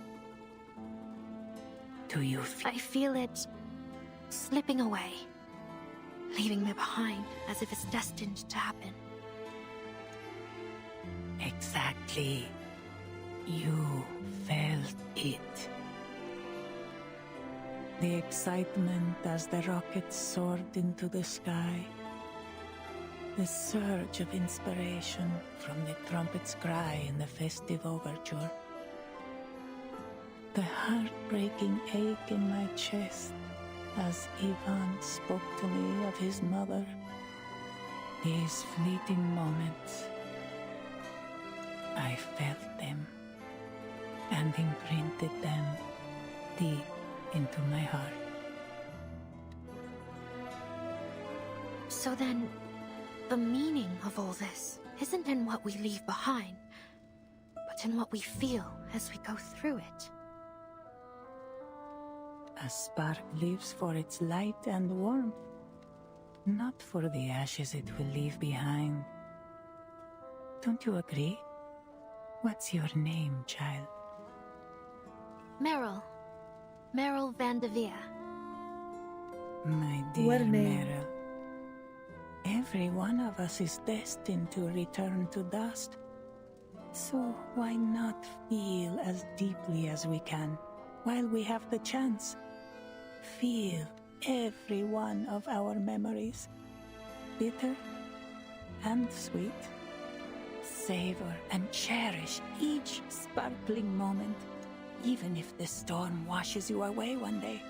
Because even if you no longer feel them, someone like my Ivan will. She's killing me. It's kind of like in 𝐒𝐿𝐴, right? Like, when does a 𝐒𝐿𝐴 die? With their memories or with their physical body? If someone still remembers you, are you still living? She stands. Where are you going? To see what help I can offer. And to create more memories of this time before it's gone. Meryl watches her disappear behind a barricade. She moves with the strength of someone half her age, and she looks down at the dust still trapped between her fingers.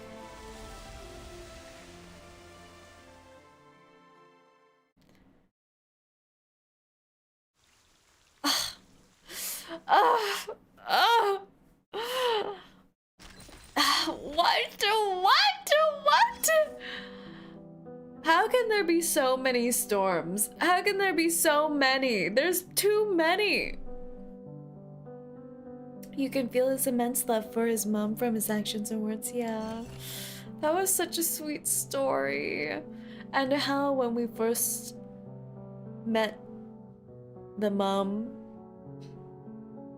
Ivan was like, she finally accepted him as her son. He really did go through some trials and tribulations to get Mama back. To be filed. Discipline and merit, two ends of the scale. As for where the weights are placed, who can say? Say, I want to file a gut injury report. I was hurt in the fields. It's okay. You don't get any compensation for that, I'll have to say. But we'll together. We'll feel the feels together. A disciplinary decision draft. Disciplinary action for Vice Admiral Ivan Ivanovich, Budakov's violation of military regulations. Draft.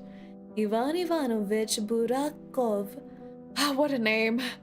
Ivan Ivanovich Budakov, holding the rank of Vice Admiral, currently serves as the commander of 𝐒𝐴𝐚 Academy Cavalry Corps.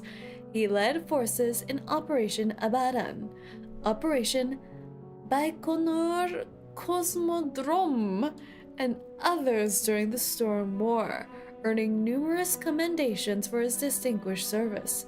Reply: be clear on merits and demerits. List everything.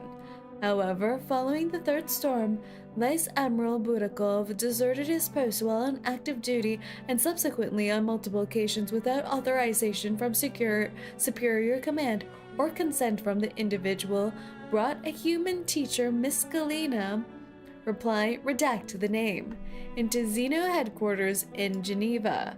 This conduct raised serious concerns among relevant human authorities, damaged the Cavalry Corps' reputation, and severely undermined peaceful relations between arcanists and humans.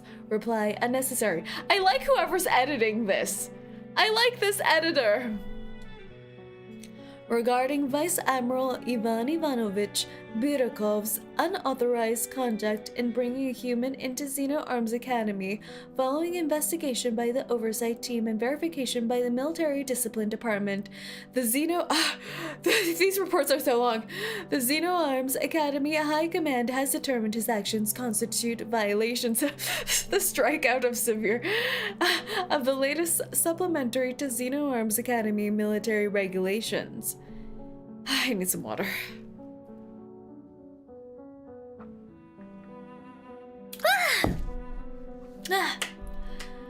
In light of the Vice Admiral Budakov's repeated dereliction of duty and severe disruption of human life, having consequently received 3 informal warnings, 3 formal warnings, and 3 severe warnings, 𝐒𝐴𝐚 High Command has decided to impose cumulative penalties, sentence him to suspension without pay for 12 months. Reply: who authorized this? Are you desk officers going to command troops in the field? Who's writing these? The oversight team will dispatch personnel to supervise Vice Admiral Burakov's division to ensure compliance with this sentence. Reply: unnecessary. He follows orders. Regarding Vice Admiral Budakov's violation of military regulations, all commanders and soldiers are urged to take this as a warning, strengthen their sense of duty, and strictly uphold 𝐒𝐴𝐚 military discipline. 𝐒𝐴𝐚 Academy Office. Signature. Reply: I read it. Too much padding. Redraft for signature. Didn't even bother signing. Who's the top dog in 𝐒𝐚? He would be writing these things. Will we ever find out? Did Boss say water? Has she given up on her Diet Coca-Cola? I may have a cup of Coca-Cola on the desk.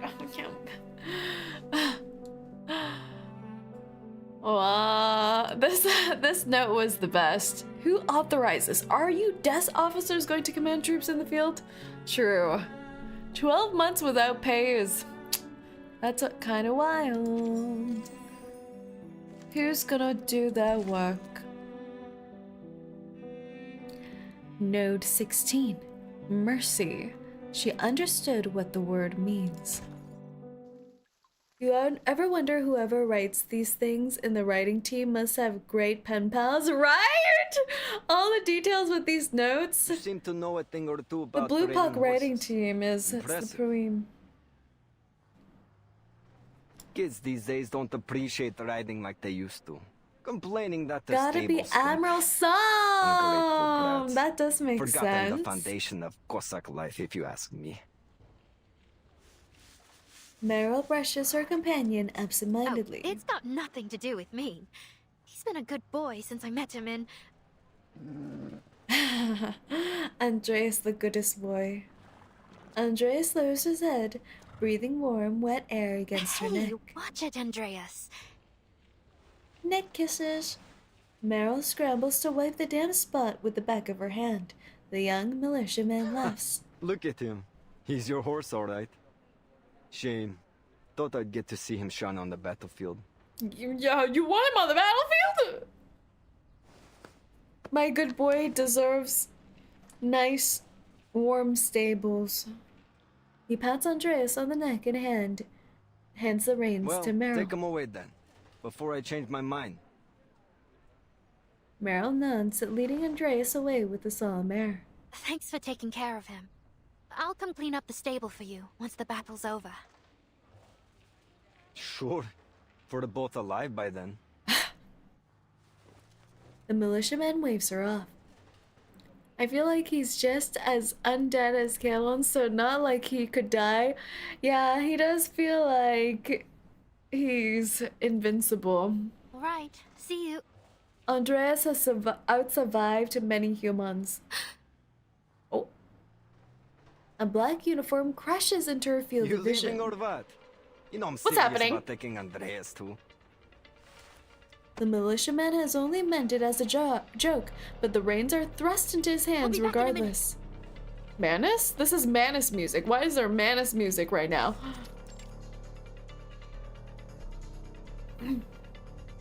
Meryl holds her breath in an attempt to slow her heartbeat. She can't be spotted. Uniforms. But how did they Andreas! Why did we leave Andreas again? One instinct screams at her to run. Another quieter urge pulls her towards the sound. Each step feels like wading through a swamp. This is fine. You're fine. Just a few Manus soldiers. Oh, I feel like she feels like she has something to prove Check too. if there's a breach in the barricades. You'll just slip past. Easy. No need to fight. And if they spot you, just shapeshift your way out of it. Yes. Nothing will be alarming if you shapeshift as a giant crab in the middle of this town. The ground at the end of the alley is tacky, as if soda had spilled and dried there. Her boots lift with a soft, sticky sound with every step, like a mouse tenderly moving its way through an old What glue are you trap. doing here?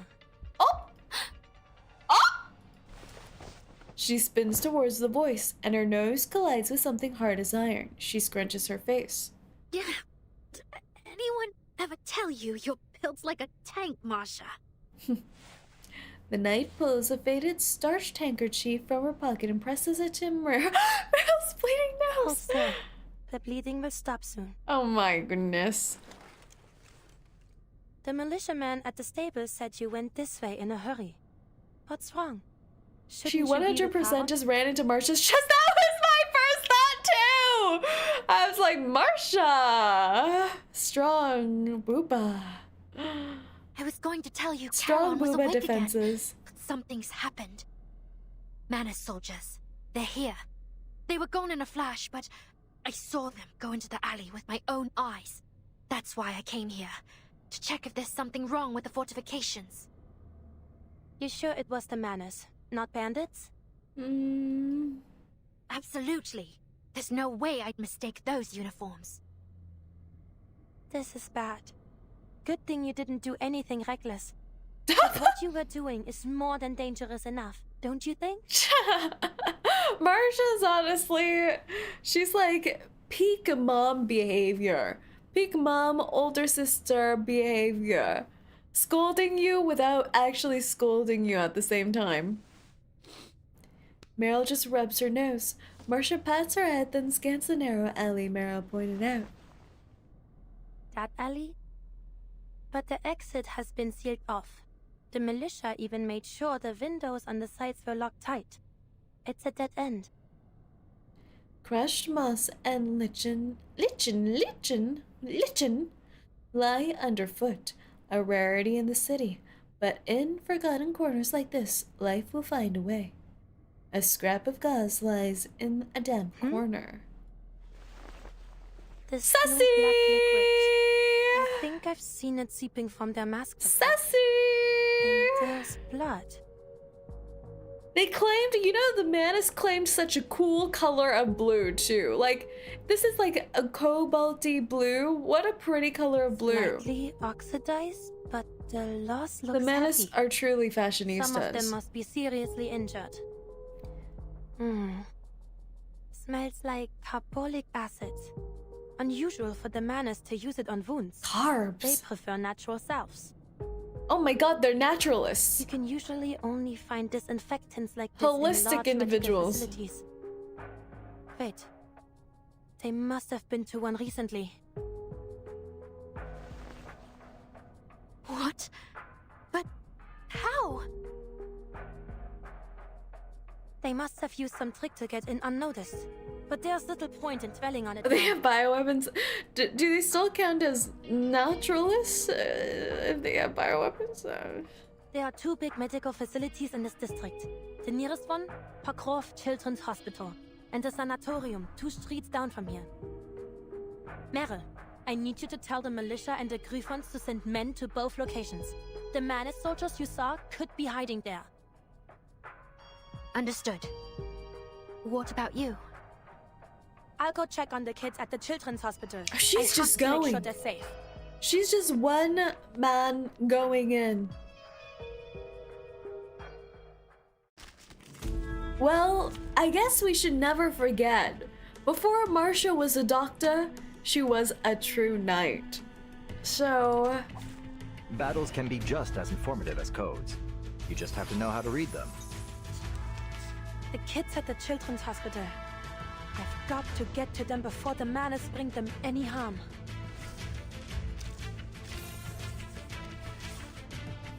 I've never been targets were confirmed. I'll handle the tech support. Like crushing a grape. most of those monsters look like something that is created as a bioweapon. We have taken a strong position. Yeah, I can see them doing that. Savor this. An adequate sample. The Manus ethics are pretty low standard. They just goop up everything. We're under heavy fire up here. Requesting support from any available ground forces. Is that a terrorist? The knights of my order have suffered heavy losses whenever they've gone against these fiends. I need to disrupt their channeling status, or they'll become even more dangerous. Nani? What is... I don't understand what any of that means, but alright. Refrain is part of the... Alright, time to crack some codes. Enemy reaction predicted. I'll handle the tech support. Please, stop this violence. Encryption complete.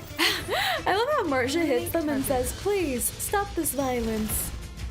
Like crushing a grape. The perfect solution. Yay! Another perfect We stop combination of violence reason with and passion. violence.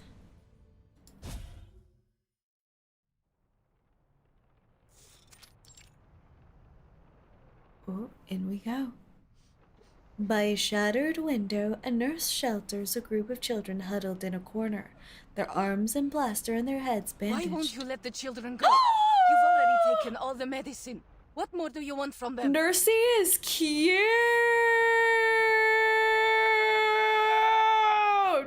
She reminds me of that girl from Attack on Titan who becomes the queen or whatever. What's her name? She cute! Didn't I already explain this to you, human? I'm bringing the newest generation of arcanists back to their rightful home. This Manus officer's trying to Riz right now. If it's a hostage you want, take me instead. She spreads her slender arms wide behind her, like an umbrella over the children. Her nose is bruised and her lip is split, but her eyes are steady. You're not worthy of even that, human filth. Like, he's trying to Riz. He's trying to Riz. I can tell. He's trying to sound impressive, you know, and authoritative. The officer lifts his gun and smashes it down on her head in an attempt to force her to her knees. Bro. Riz gone wrong. What do you call these people on the internet? Is this still Riz? No, I think this is crime. This is probably crime.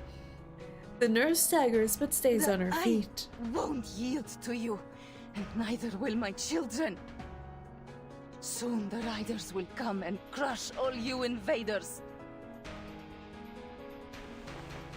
The officer signals. A masked soldier moves to grab a child. Don't you dare touch him! The nurse throws herself forward, knocking the soldier down. She lands blow after blow. Even when her fists are raw and split, even when his mask slips off, she keeps fighting. She doesn't see the pistol aimed at the back of her head. Oh my god! No, they gave a face to the baby! And oh my lord! Oh! The shot and the children's cries echo as one as she falls to the ground.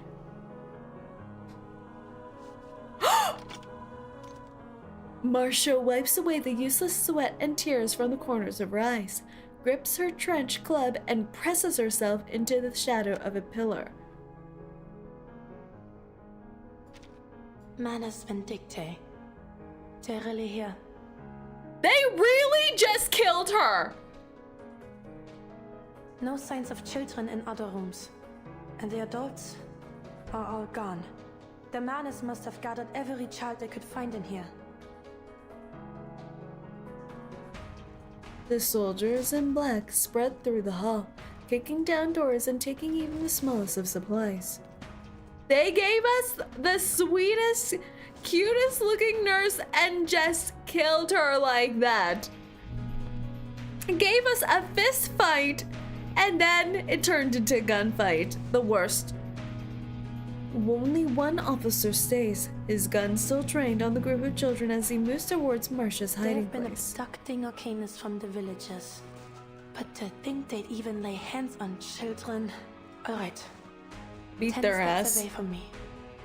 5, 4, 3.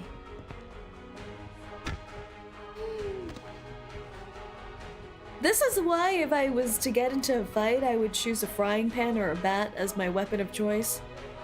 Just thud. She lands a heavy, blunt strike cleanly on the Manus officer's skull. Ooh. They gave the boy a face and he looks so traumatized. Don't worry, little ones. I'm a doctor from another hospital. I'll take you to safety. Just stay close to me and follow my instructions and we will get through this together, alright? Meanwhile, there's a dead body cooling by her feet. Maybe it's the smell of disinfectant she carries, or that they're accustomed to following a doctor's instructions. The children trust her quickly. Hey, it's gotten a little quiet, don't you think? We should go check on the boss. Please file in single-filed so she can hit you one at a time. The soldiers halt their search, turning with weapons raised towards their fallen officer. Come, get inside. She actually just 1v10ing here. Marcia crouches down and guides the frightened children into a small storeroom behind the stairs.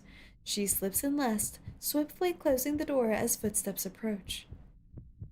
Will Nastya be okay?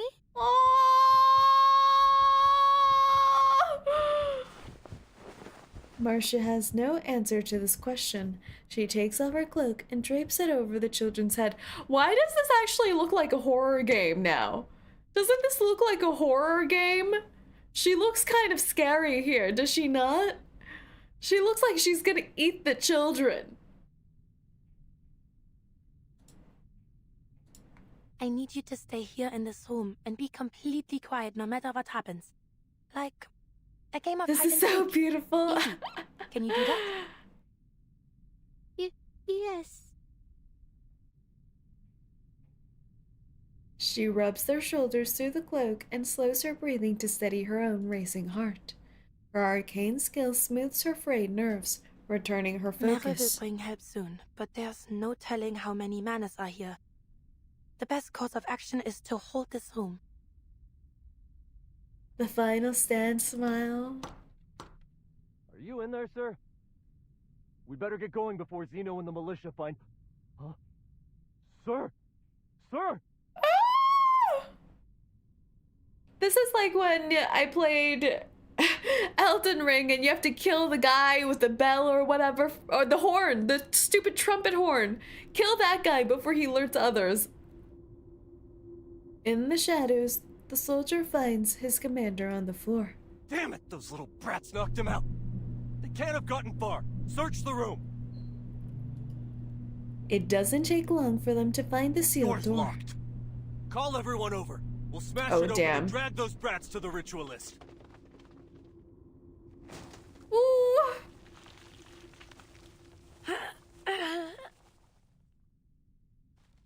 The door shudders under a heavy blow. The sound of cracking white ash wood splinters among frantic Miss Doctor, shouts. What are you gonna do? Shh, keep your voice down. We're playing hide and seek, remember?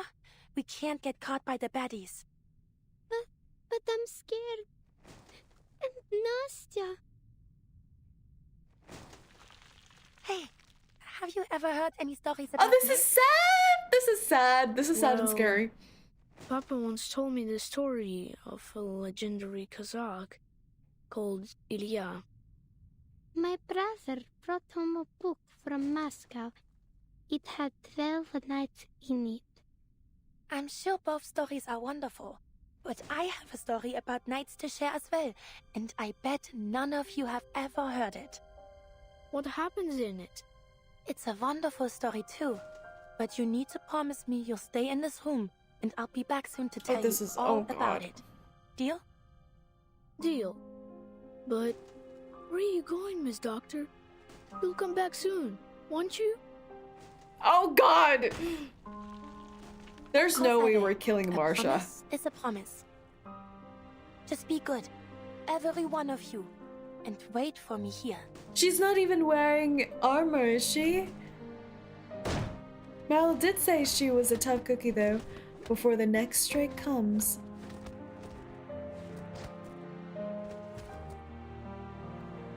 Just blood splatter everywhere, Lord! Oh God. In a secluded monastery perched atop a high, snowy mountain lived a group of mysterious knights. Their swords glittered like gleaming silver when they fought across the frozen fields, their helmets and pauldrons coated in dazzling white frost. One winter, the snow fell heavier than ever before, burying every path in the valley beneath a thick, white blanket. Amidst this, she wandered all night seeking help and shelter, but all she found was the endless white around her. Don't go towards the white light, please. At sunrise, having used every last ounce of her strength, she collapsed, leaving a small hollow in the snow. Just before she froze into a little popsicle, a figure appeared, gleaming even brighter than the pale landscape. What's this? Oh. A girl? Mama! Oh, merciful Lord. I thought it only a stray fox. It seems my trip to the valley must be delayed. Come, child. Lean on my back and hold my hands. I shall take you back to the monastery and get something warm in your belly. Worry not. I shan't have you die on me.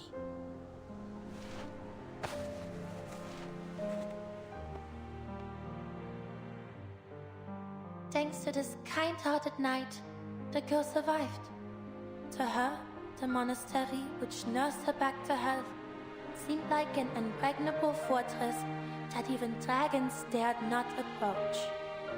After years of training, the little girl grew to become a capable knight, just like her rescuer that winter night. But then, war.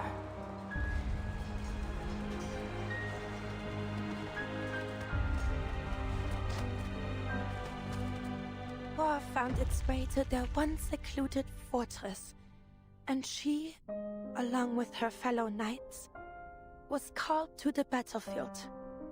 Forced to fight, and after taking one life after fist me. another, I thought the doubts same began thing. to grow in their hearts. They were welcomed to the glamorous halls of the royal palace and praised for their skills, their slaughter. But for these noble knights, those words were not praise. No. They were wounds to their dignity and honor. We were fighters. Yes. We raised banners and wielded swords, but we weren't. What a baddie. We were never meant to kill. What a baddie! This art is incredible. With all the helmets on the side here too. All her fellow knights. What an image.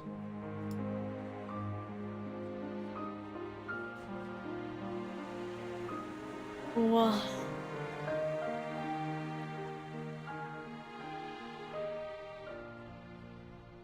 I hear someone. In that room.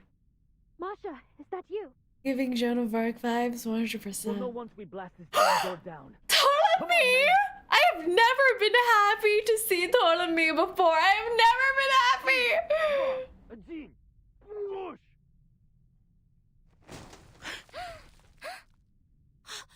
Oh god, Masha, you're hurt. And all these kids. Hurry, she needs medical help. She is the medical help. Why are you happy to see him? He's finally on our side.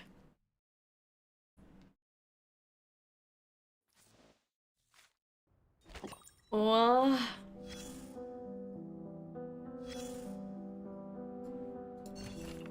Open channel. The channel is open on the other end, because in the empty air there's nothing else. A telegram to Cavalry Corps headquarters. Subject: enemy nighttime infiltration and assault. Summary: beginning at dawn today, enemy forces infiltrated our southwestern defensive perimeter through unknown routes, intending to sabotage rear medical infrastructure. Our forces, with support of the Griffin Legion, successfully contained and repelled the infiltrators. Operation results and loss assessment. Southern District. The Southern District Medical Supply Warehouse was breached. 25 crates of medical supplies, including morphine and bandages, were confirmed lost. The 7th Block Militia Company defending the facility suffered heavy casualties.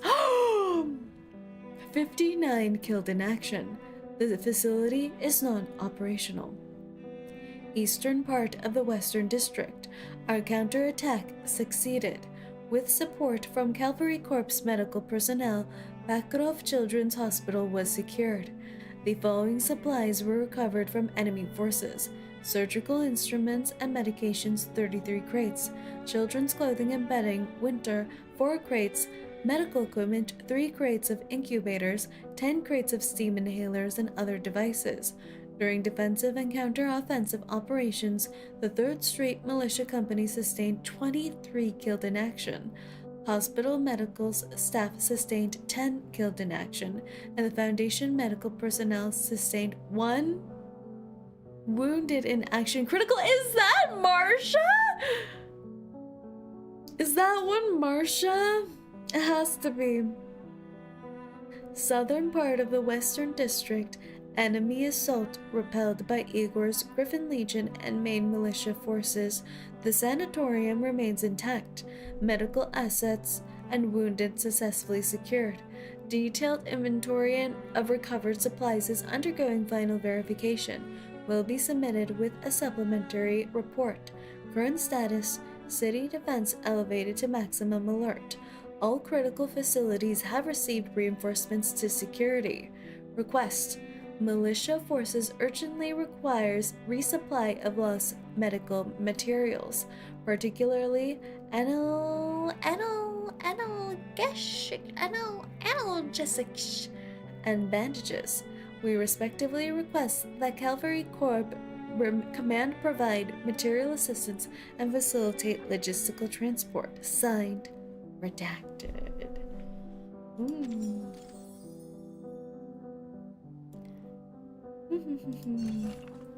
Basic treatment protocol. This manual says nothing about treating traumatic brain injuries in field conditions. Oh my god. Her brain?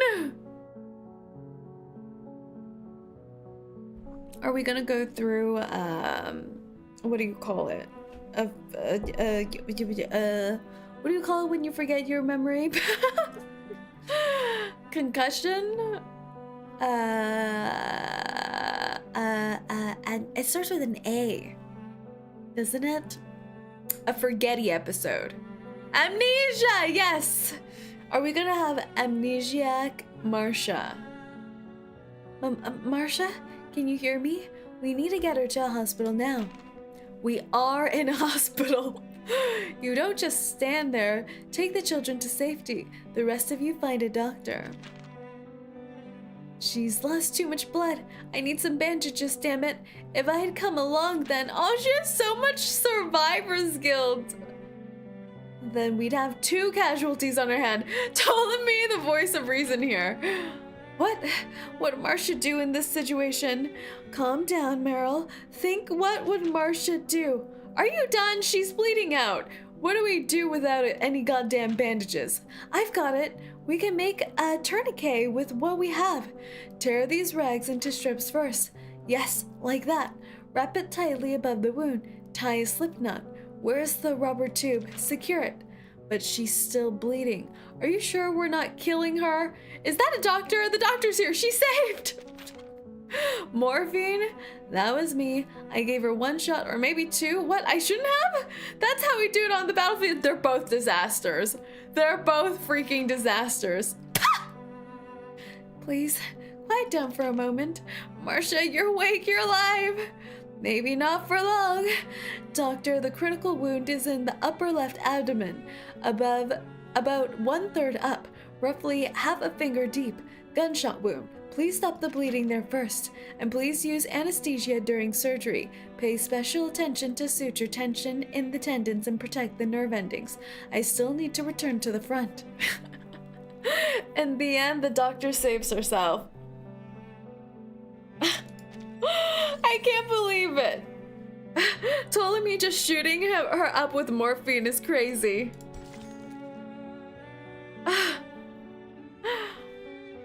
You can only trust in yourself sometimes. And why are there 2 horses now? Was Andreas flirting it up with some female horsey while we're at war? What is happening? Node 17, the cavalry. These horseshoes aren't yet rusty, lads. The girl is able to self-diagnose her own war injuries. She's a boss babe. The enemy's turned tail. Let's ride them down, Sergei. From horseback, the rider has a clear view. Upstream to the northeast, a few black figures are fleeing. They're running? Are you sure? Are we sure? Sergei pushes through the grass and stands at his tiptoes, straining to see where his comrade is pointing. Of course I am. The moment those cowards saw us coming, they scattered like scared Really? little rabbits. Left their heavy guns This feels like a trap. right where they stood. This feels like a trap. Wait, where the hell's your horse gone? Sergei flushes red. I'm not sure. All I know is something flew right at my forehead, and before I could think, I'd swung my shaushka at it. I don't even know what I hit. Next thing I knew, I was on the ground. That's one way to end your first charge, Sergei. And to think you are whining about not getting to charge in first. Well, looks like you'll be waiting a while longer. Hey, wait! Take me up on your horse. I'm not missing out on my victory. He presses his way through the tall grass, finally reaching his friend's horse. Stop right there, all of you! It's Mr. Goat! A rider on a tall horse cuts off the chase. The old Cossack sits straight, his goatee trembling as he speaks. Sasha, Sergei, all of you, stop your pursuit! But they're on foot. We can still catch them if we go It's now. obviously a trap, little one. This order comes from the commander himself, so do as I say, or I will haul your disobedient asses straight to his feet. Fine, fine. But why? You fought all kinds of battles, Yuri. What do you think? The main force probably hasn't caught up with us. We would be exposed to a counterattack if we move too far ahead. But what about the stuff they left behind? Are we just going to ignore it? The idea of his facial hair trembling is so goofy. Yeah, how could they do this? Put some more respect on the goat. For now, it is not like the ravens will swoop down and snatch them up. Then shouldn't we just grab He's their losing weapons first aura. and then wait? We have been fighting for hours. Head back to camp. Catch a breath and a bite to eat while you can. For you and your horse.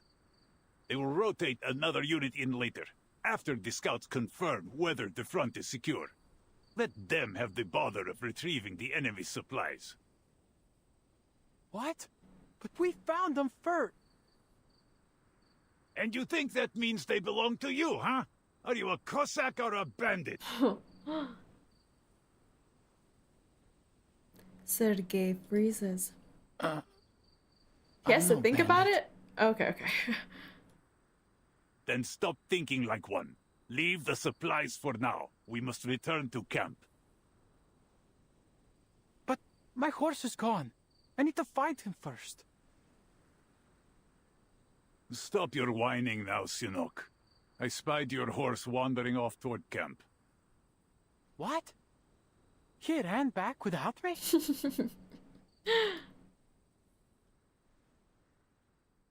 Horsey is like dog, returns home when lost. The men and horses rest. They sit and lean against one another, looking Here, weary. drink this. Or use it to clean your wounds. Vodka? Lilia would have something to say about using it to clean wounds. The old Cossack moves among the riders with several canteens in hand. He makes his way to the grassy Hey, slope. watch your step, Dada Yuri. You nearly stepped on my foot. Sergei rolls over on the ground. The old man offers him a canteen. Here's yours, 𝐂𝐚𝐭. Cleaned it 3 times myself. Drink up and be grateful. Sergei reaches for it and winces. I didn't feel anything after I fell off my horse, but now... The old cavalryman's goatee twitches. He takes a seat on the grass beside Sergei. Your first taste of battle. How does it settle with you? His voice is gentle now, not as sharp or scolding as it was on the battlefield. Well, it's not what I imagined. Why are you blushing? Is this truly the time to be uwooing? Having seen war for the first time, Sergei's naive excitement has faded. Everything's different. Still blushing! Couldn't hold my gun steady. Just fired at everything that moved until my ammo was spent. I'm not even sure I hit anything. And your shashka, Sergei? Yeah, I got a few with it. I It's thought the it would be simple, vodka. like cutting a knife through bacon. But I could still feel it. How the blade shook when I struck their ribs. The sound as I pulled it out of their chests. Amid the snores of his countrymen, Sergei keeps his voice low. I think I'm going to hell after I die, Teddy Yuri. It sounds like he's calling him Teddy Yuri. The old Cossack tosses the nearly empty canteen into Sergei's lap. What did you do that for? I'm drenched. To rinse your thoughts. You are a Khaldun, remember? You were not allowed into their so-called heaven in the first place. Sergei's gonna join us down here. What would heaven look like to you, anyway? Treat him well, Rina. I'll beat the blushy-wushy uwu out of him with, burpees? Mandated burpees? Paperwork? Scrubbing the floor? It'd be a place where Balik hangs and roasts Cleaning from the beams, therapy rock? and the air thick with the smell of 𝐒𝐡𝐚𝐭 chicken and mushroom pies. Every night the beautiful Madame Astacheva would sing. My friends and I used to sneak down to the village square just to catch a glimpse of her. Evan would be cleaning my car with me. And I only clean cars in and our hell. horses would roam free on a lush green steppe. And the river would run through its We have heart. a therapy rock? Of course we have a river that therapy never rock. I floods provide and many never runs workplace dry. benefits. Oh, isn't that... He suddenly recognizes what heaven he's describing. Yes, the Dawn Steppe, our eternal homeland, where we were born and where we will always belong. So sharpen your shashka and ready your rifle, faithful guardian of heaven.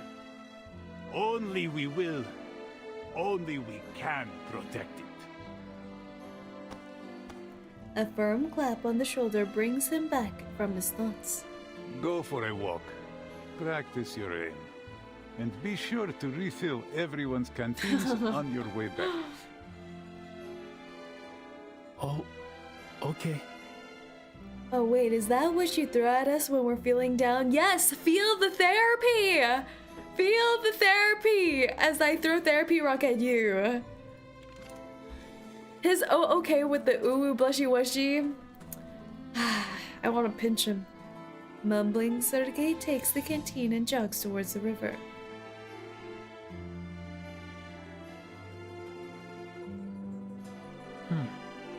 How can I become a sharpshooter like Daddy Yuri? He's still blushy-washy! Sergei lifts his rifle and tilts his head to aim. A moment later, he lowers it, frustrated. I'm so Something's shocked wrong that with he my survived stance. all this time. If I hold a gun like this, the horse will throw me off again. How does the Colonel do it? She won the Xeno horseback shooting contest 3 times in a row. Who's he talking about?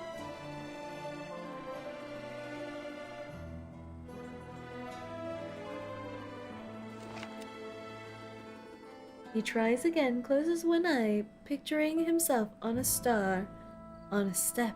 Сядь прямо, Сергей. Расслабь ягодицы. Держи I wonder if he's равновесие. talking about Moldeo or talking about Cernova. Yeah, that's it. I think I've got it now. A few ants crawl across his sight. He rubs his eyes. They're not ants, they're people. Черт! It's Krutov's men! Enemies! Enemies at home! Sergei's tongue sticks fast in his mouth. Ooh! Look what we've found. Oh, oh my god! Those arrogant Xeno fools. How could they assign a gifted arcanist like you to such trivial chores? And so young. Can you even use that thing properly? Oh my god. Sergei answers the ritualist's taunt with action. Without aiming, he swings his rifle towards the night sky. Warning shot! The resting cavalrymen jump to their feet, their whistles cutting through the darkness as they press their thumbs and forefingers to their lips. Curse you, children of the great mother of resurrection. Show your devotion to her grand vision and the imminent, brilliant, blank era. Oh my... I killed Sergei. Did I kill Sergei?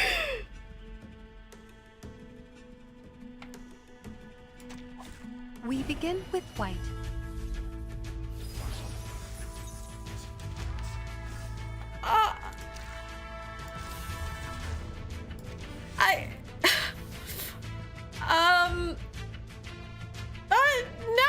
No! I like Sergei now! No! I've grown fond of him! I'll handle the tech support. Like crushing a grave. We have taken a strong position. I can't treat him well, Rin. I'll avoid delivering any An accurate reading.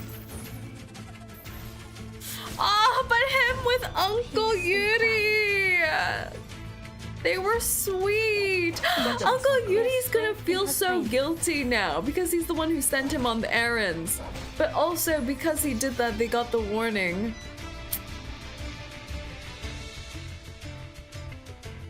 Nothing good ever happens in times of war. I've never been. The strength is part. All right, time to crack some codes. Enemy piece overloaded. Peace and quiet. The feast begins! There's strength in restraint. Decode complete.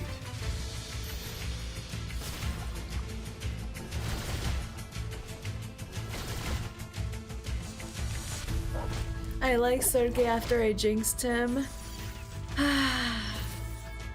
It takes me some time to warm up to people like Sergei. This may sting. What part are we on? We're like on part 18? He survived 18 parts and he dies now? What is this cruelty? I'll handle the text. All right, time to crack some codes. Stay back, I say. Breaking through. Oof. Are there any injuries? Just give me a shout. Remember, chat, I'm if here to help. boss questions your survival in the war, say your prayers. I was like, wow, I'm impressed he survived so long. Immediately, the next scene. This is crazy. The maximum relay distance for cavalry field radios. The steppe is torn by gunfire and the cries of men and horses. Remember, Hoffman, don't say that. The left bank and cut off my supply line? Ivan Ivanovich, I almost thought better of you. Even in this era, cavalry have outlived their use. Not far off, a Manus ritualist counts the knight's catch, murmuring steadily to herself. 11, 12. Did they get them? 13 arcanas in total. But the unit we sent into the city has gone silent. Already dead, likely. What? The ritualist seems pleased. She nods and curls a finger. He's alive! An invisible chain seems to clamp around his neck. Sergei and 12 other captive arcanists are wrenched forward. A deep cold starts to creep up Sergei's legs. He looks down. The earth has frozen hard from a chill conjured from thin air. It has glued his boots in place. What's the meaning of this, Krutov? Krutov straightens his cuff, looking annoyed. You sent Manus soldiers into Belgrade without my consent. This is far from the cooperation I was expecting. Infighting. To be absolutely He's alive, clear, Maximum. General, Manus Vindicte's soldiers are not under your command. You insisted on diverting your Internal main force power to attack struggles. Igor, seriously disrupting our efforts in the region. Do you call that cooperation? Those atrocious flying witches are flitting around, destroying our rights as we speak. And I won't even speak of the Arcanists we could have recruited if it were for the battles you sparked. Soon, my army will reach the cavalry corps' siege. Igor will be The forced out of ritualist his is the hole. only His reason Sergei's pathetic still alive. life will end, Protecting the and his Arcanists. so-called legion will crumble. As for the rest of them, they're beneath concern. The Dawn will soon be under my control. After But what that, happened to Uncle Yuri? you can do whatever you want here. Of course, our victory could be brought about even sooner with that gateway. Just open it and teleport my men directly into this siege. Teleportation portal? It cannot be done until you pass the mask trial and earn the They have a right to freaking enter it. teleportation portal? Ah, these masks. A convenient excuse to undermine me. If you refuse to scratch my back, don't expect me to scratch yours. I like how Krutov's just rejecting the mask as a fashion statement. He's like, I will not wear these crude masks as a sign that you undermine me. My army will achieve victory. And then that's the With thing or that's without been your saving cheap him this whole time. Pray, do as you please, General. Now, would you allow me to return these arcanas to her embrace? What does she mean by that? Krutov sniffs and waves a hand. The frozen crowd holding the prisoners begins to thaw. Why does he have ice powers? Deal with the injured humans while you're at it. They're no use to me. My pleasure. No. The ritualist pulls a bottle of smelling salts from her sleeve. Blow till thou brass thy wind. Bitter powder scatters on the wind, swirling and twirling among the captives. Ah, Uncle! Blood boils in their veins, their eyes, hearts and minds tuning into a strange rhythm. Sergei's thoughts have never been so clear. A wild excitement grabs him by the neck, willing him to turn towards his captured commander. Are you kidding me? They're gonna kill Uncle Yuri via Sergei? That is so cruel. Whoa. The ritualist's arcane skill strangles a scream in Sergei's throat. His face contorts, his eyes bulging red as if possessed by some beast. In the red haze, his friends, his family, even his heaven all fall away.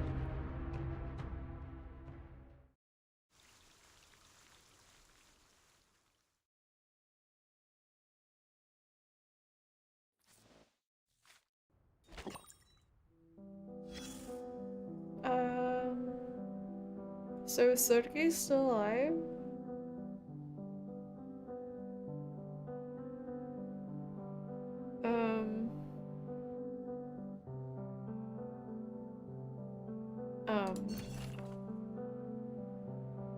Knowledge without borders. No advancement in biotechnology shall come at the cost of researcher safety. This has been blacked out. The Picrasma tree extract and its preparation method. Project title: Picrasma tree extract and its preparation. Method: abstract. Technical field: this project concerns the Picrasma tree extract Picrasmine and its preparation method.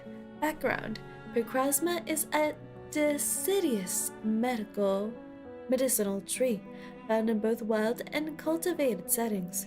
Its roots and fruits possess medicinal value, with the primary active extract being fat-soluble resin. The primary pharmacological agent in Picrasma is picrasmine, which activates cell populations throughout Arcanus' brain and bodies and has shown no observed dependency effects. The Laplace Scientific Computing Center Medical Technology Division has included it in the pharmacopoeia.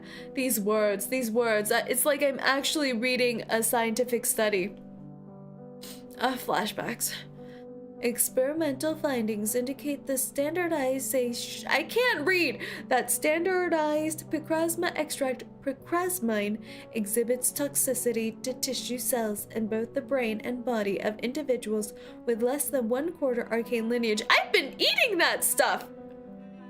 I've been gobbly-gooping that Picrasma candy.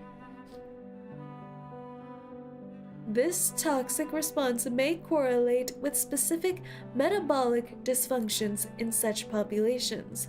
Single high-dose administration or prolonged intake of picrasmine carries a significant risk of severe cardiac failure. The heck?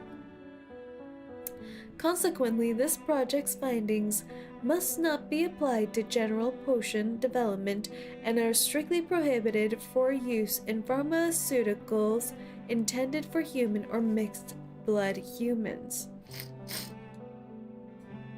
Technical content. To achieve the project's technical objectives, primary extraction procedures are outlined below. A process flow diagram is attached. Material sorting, washing, drying, grinding, primary purification, filtration, drying and grinding, secondary purification, concentration and pulverization of secondary extract. Diagram description. The attached diagram illustrates the process flow for this project. Implementation. Case examples.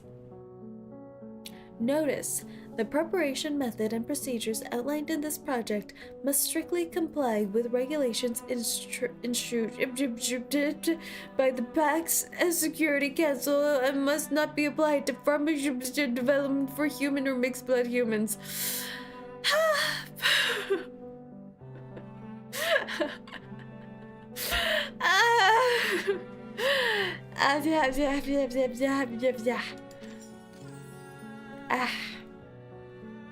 That was educational. Listening to you read science stuff is cute and relaxing. Meanwhile, I'm just max struggle busing. OMG, it's say life as me again. Welcome in. So basically 10 monsters a day type of extract. Exactly right. Alright. Node 18, the pale horse. The war horse is brittle, waiting for the coming tempest. Horsey time! Horsey, horsey, horsey, horsey, horsey. Horsey, horsey, horsey, horsey. Speaking of horsey, did you guys see we put out an Uma Musume cover on SS Issa's channel? I added it to the music playlist on my channel homepage, so check it out, check it out, check it out. Yes, yes, you guys saw. Did you guys see Uma Boy? Uma Boy. Horsey, horsey, horsey. Very good, yay. Issa worked hard on it coordinating. The flight unit makes a slow descent as they circle above the plains. Honestly, US Fuji is kind of fitting.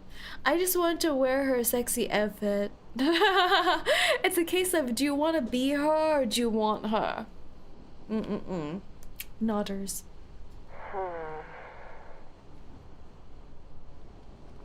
Their temporary captain remains lost in silent thought. There was nothing at the coordinates Igor sent us.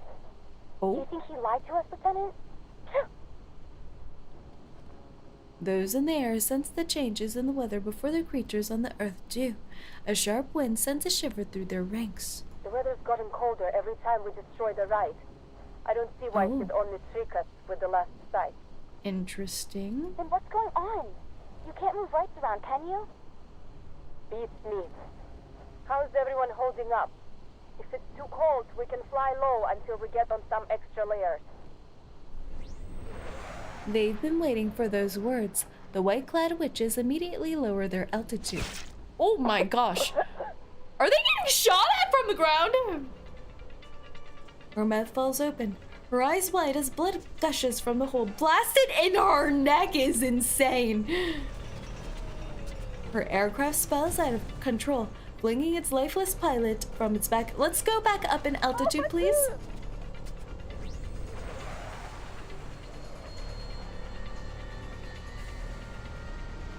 This is not good. Lilia plunges into a near vertical dive, catching the falling witch before she hits the ground. She was shot in the neck, though! This is what it feels like to play Quidditch. Break formation and stay low. Flush out the shooter. Get a grip, the rest of you. Alpha 4, 5, and 6. Pull up and stay out of range of those rats on the ground. Lieutenant. Alpha 4 circles low, igniting the dry riverside reeds and revealing the black-clad forces hitting among them. The menace are gaining on us. Are you kidding me? Lilia crouches and gently closes her wingmate's eyes. Oh! She grabs Red 38 and stands, the firing of the burning reeds blazing in her eyes. Good. They can watch as I tear them apart piece by piece. Let's go, Lilia.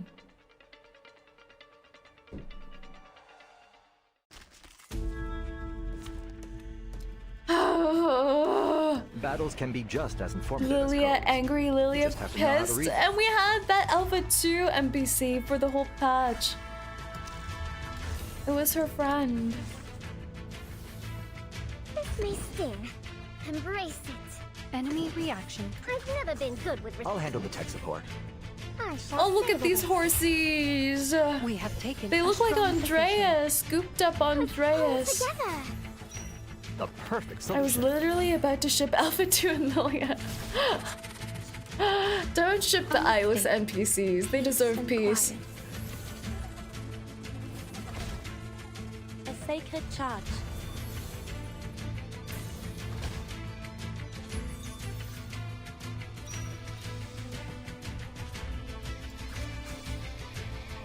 Restraint is part of targets where enemy reaction predicted. This may sting. Embrace it. A necessary counterattack. Go, go! Barrage. What? Like crushing a grave. Breaking through. I love this chest skin on her. On Lucy. She just stomps people with giant chest pieces. How badass is that? Strength in restraint.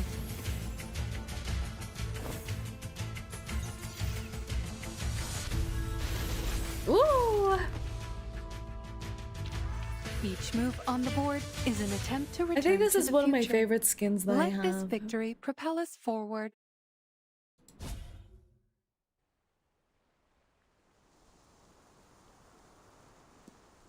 She wipes the blood from her cheek, warm and red, from a pilot who had just moments ago been scratching her head in bewilderment. A whole life lost, just like that. The flying witches descend, landing nearby. Lieutenant. A faint light returns to her dull, weary eyes. Take her to Belgrade along with Alpha 5. We'll bring her home once the battle's over. The rest of us will keep looking for the last rite. Mission's clear. The Manas must be stopped. I want everyone watching for threats from the ground at all times. We can't let this happen again. She watches as the team forms up and rises again.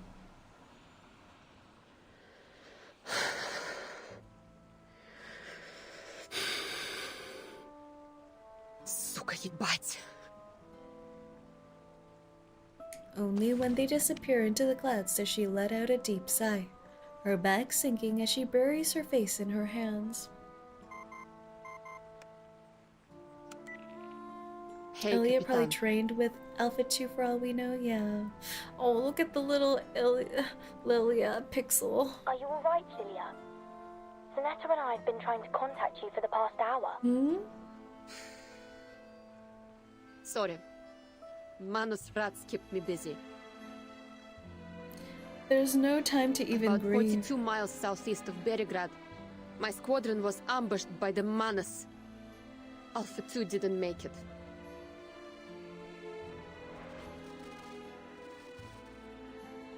My condolences. Is Boss gonna finish the story tonight? No, probably not. We'll probably have one more stream.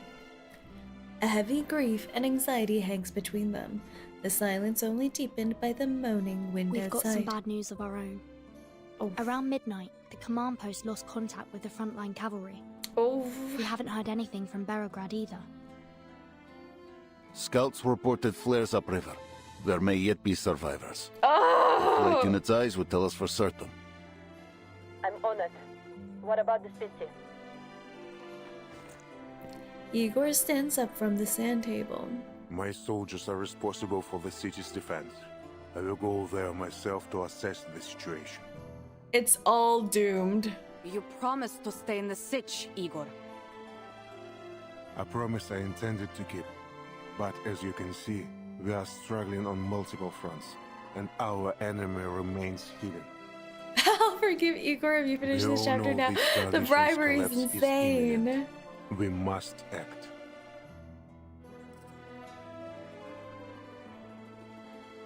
After a beat, the commander speaks. I'll lend you a horse. Appreciate it, but I will need more than that. What is it? Your love. This. Oh. I don't know why when this was fading in, I thought it was a coffee to go cup. Do you guys see what I'm seeing? Do you see what I'm seeing? The cup and then the white lid and I thought this was like those like cup sleeve things when your coffee's hot. Do you need coffee right now? I could do with a good cappuccino.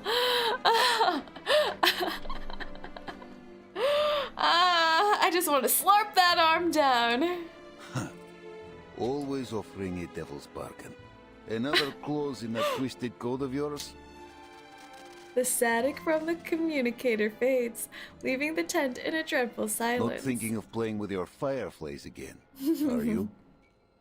Baragrad is unlike that battlefield. Tens of thousands have stayed in the city. Raining fire from above will do us no good. No. He looks down at the jar in his hand. The fireflies inside flicker and flutter.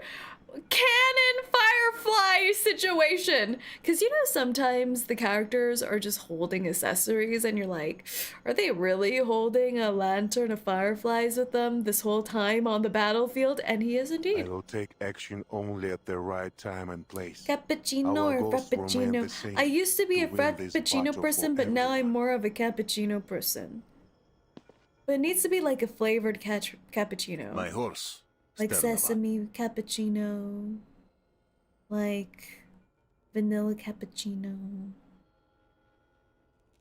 Commander. He's giving his horse. She silences herself, furrows her brows, and leaves. The commander turns to Igor with a wry smile and taps the table with his knuckle. Igor places his arm on the spot. With a drawn dagger, Ivan pricks the rune-inscribed skin. The blade glows with arcane energy, flickering like a candle in a draught. That horse has carried me for years. He's giving him his war horse. Is this not love? Trust, faith, love, brotherhood. Blood wells up, flowing over taut muscle, but the hand holding the knife feels no pity. Brave. A loyal companion. Give the command and he will charge into hell. Oof. The cold steel warms with blood as the gentle neighing of war horses reaches their ears. He's not used to the water beyond the steppe. Make sure you bring him home.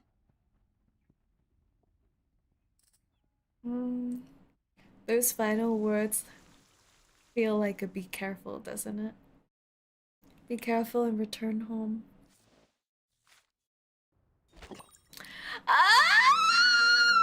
That was so short! That was so short! But I think we end here for today and do some rolls. Because I think there's still quite a few parts left, aren't there? I think it goes to 25 or so. Don't jinx another NPC.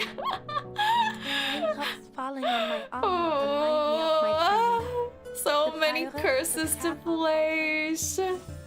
Roll for Igor, hell yeah. Look at this man! Look at this man! And Joshua's on the banner too. Let's see, how far are we? We are 1, 2, 3, 4, 5, 6. 6 pity. 6 pity. Let's see how we go. The scar on his chest, right? Don't you wonder what injury caused this? Like right by the heart. It's crazy. Let's go.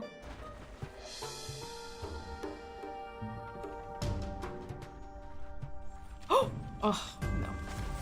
10.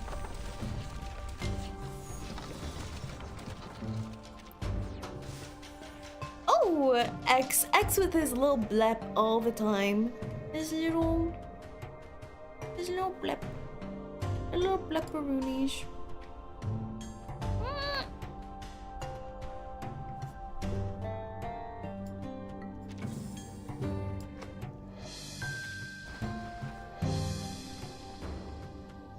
Oh.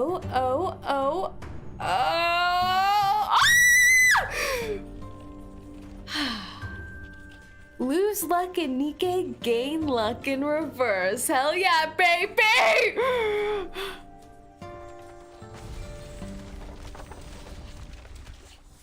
Igor. Is that man smell? Is that man smell I smell?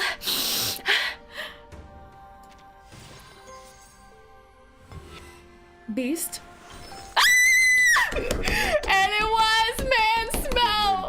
use of the suitcase to change the game, rather than merely hiding from the rain.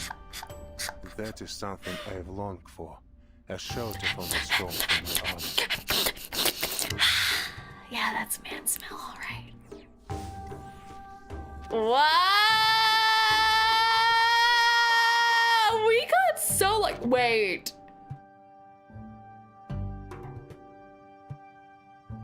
Is Tuesday still meta on poison comps?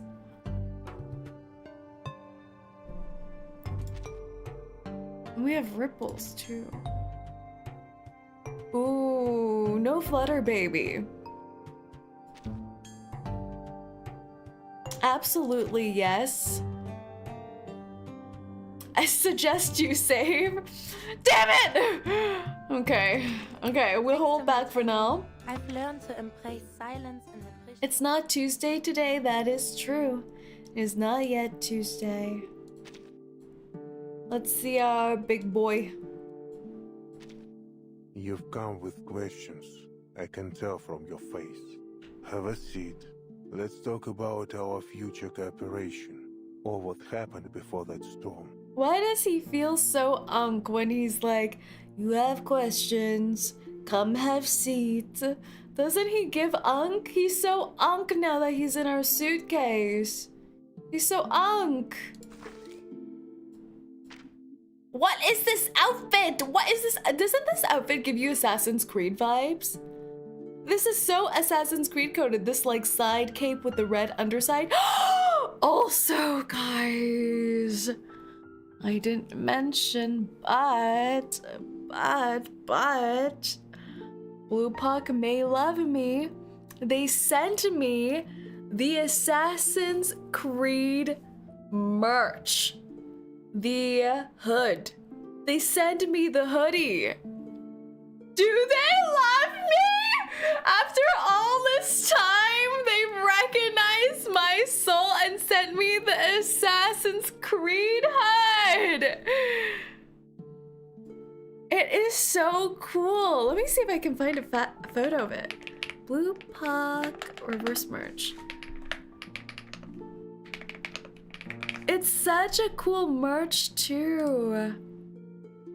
Assassin's Creed. Let me see if I can find a photo of it. I think that merch was limited too, was it?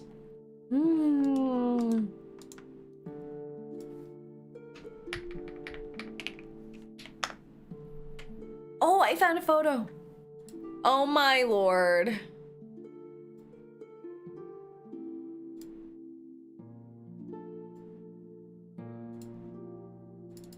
Can I open this as an image? Oh, I can. This one!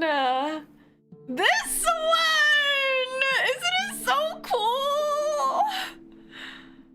I forgot Reverse has merch. Almost no one sells it. They do have the official merch store now, I think. Fancy.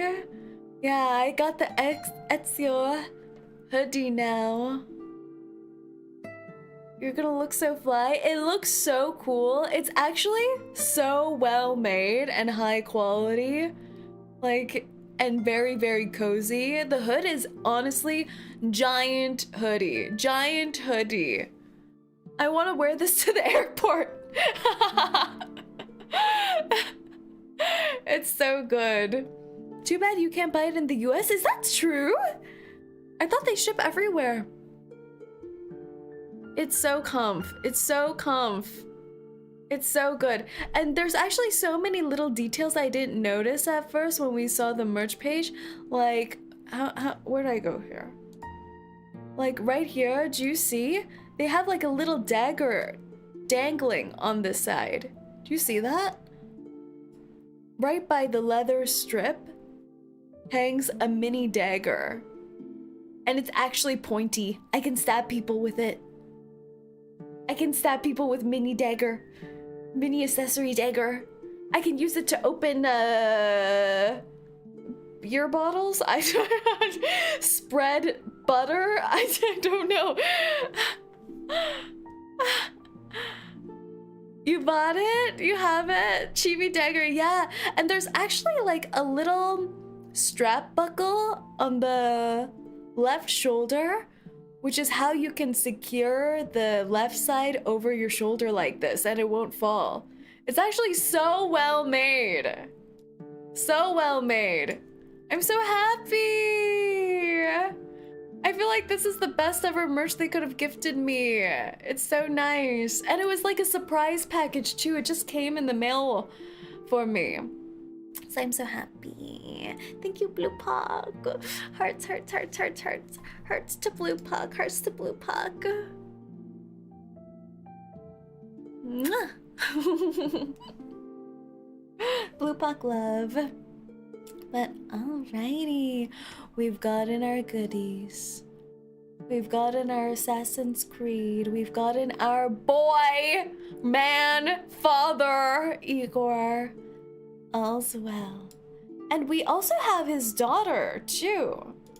I should level all the family members up so they're all sitting side by side in my crew page. Because we do have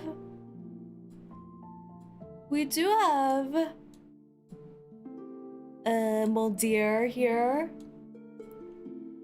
Do we have Lopera?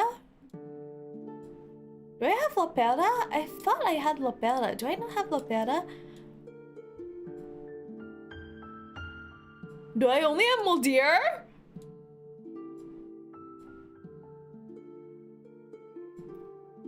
Well, she's living in the foundation halls. We'll have to keep Moldier and Igor side by side. You don't have Lopera? She doesn't want to go to your suitcase now that I have Igor here. I just collect all the children that are on Igor's side in the suitcase. Boss forgot Lopera just like everyone else now. For Lopera. I need to really start leveling my units, don't you think? I saw you guys say. Oh, that was a big one. Oh, you guys are all wet. Oh, my bad. Let me wipe you down with my sleeve. Oh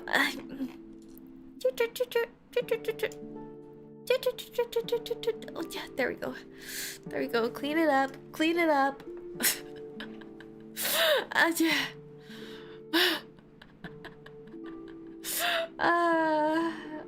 Well, that's a good sign for me to make my exit. All right, everyone. Thank you all so much for coming to today's stream. We got through such a big chonkers of today's story. Sadness all around.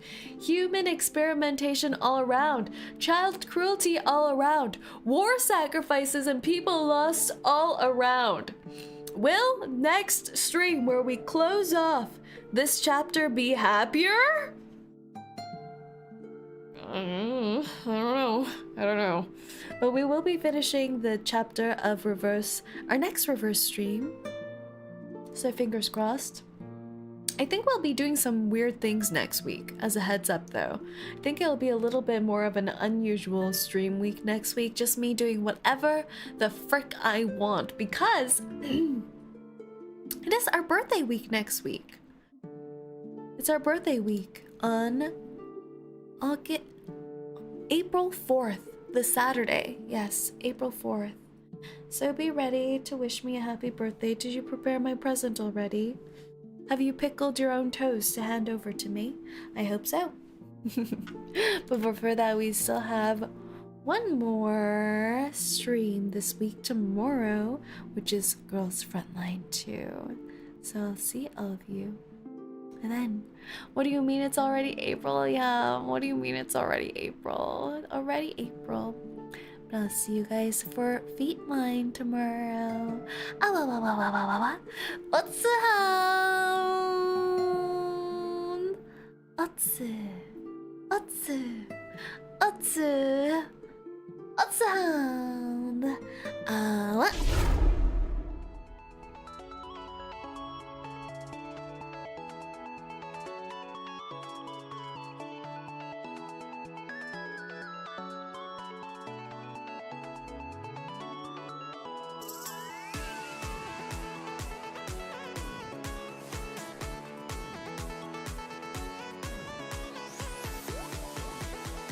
Sergei.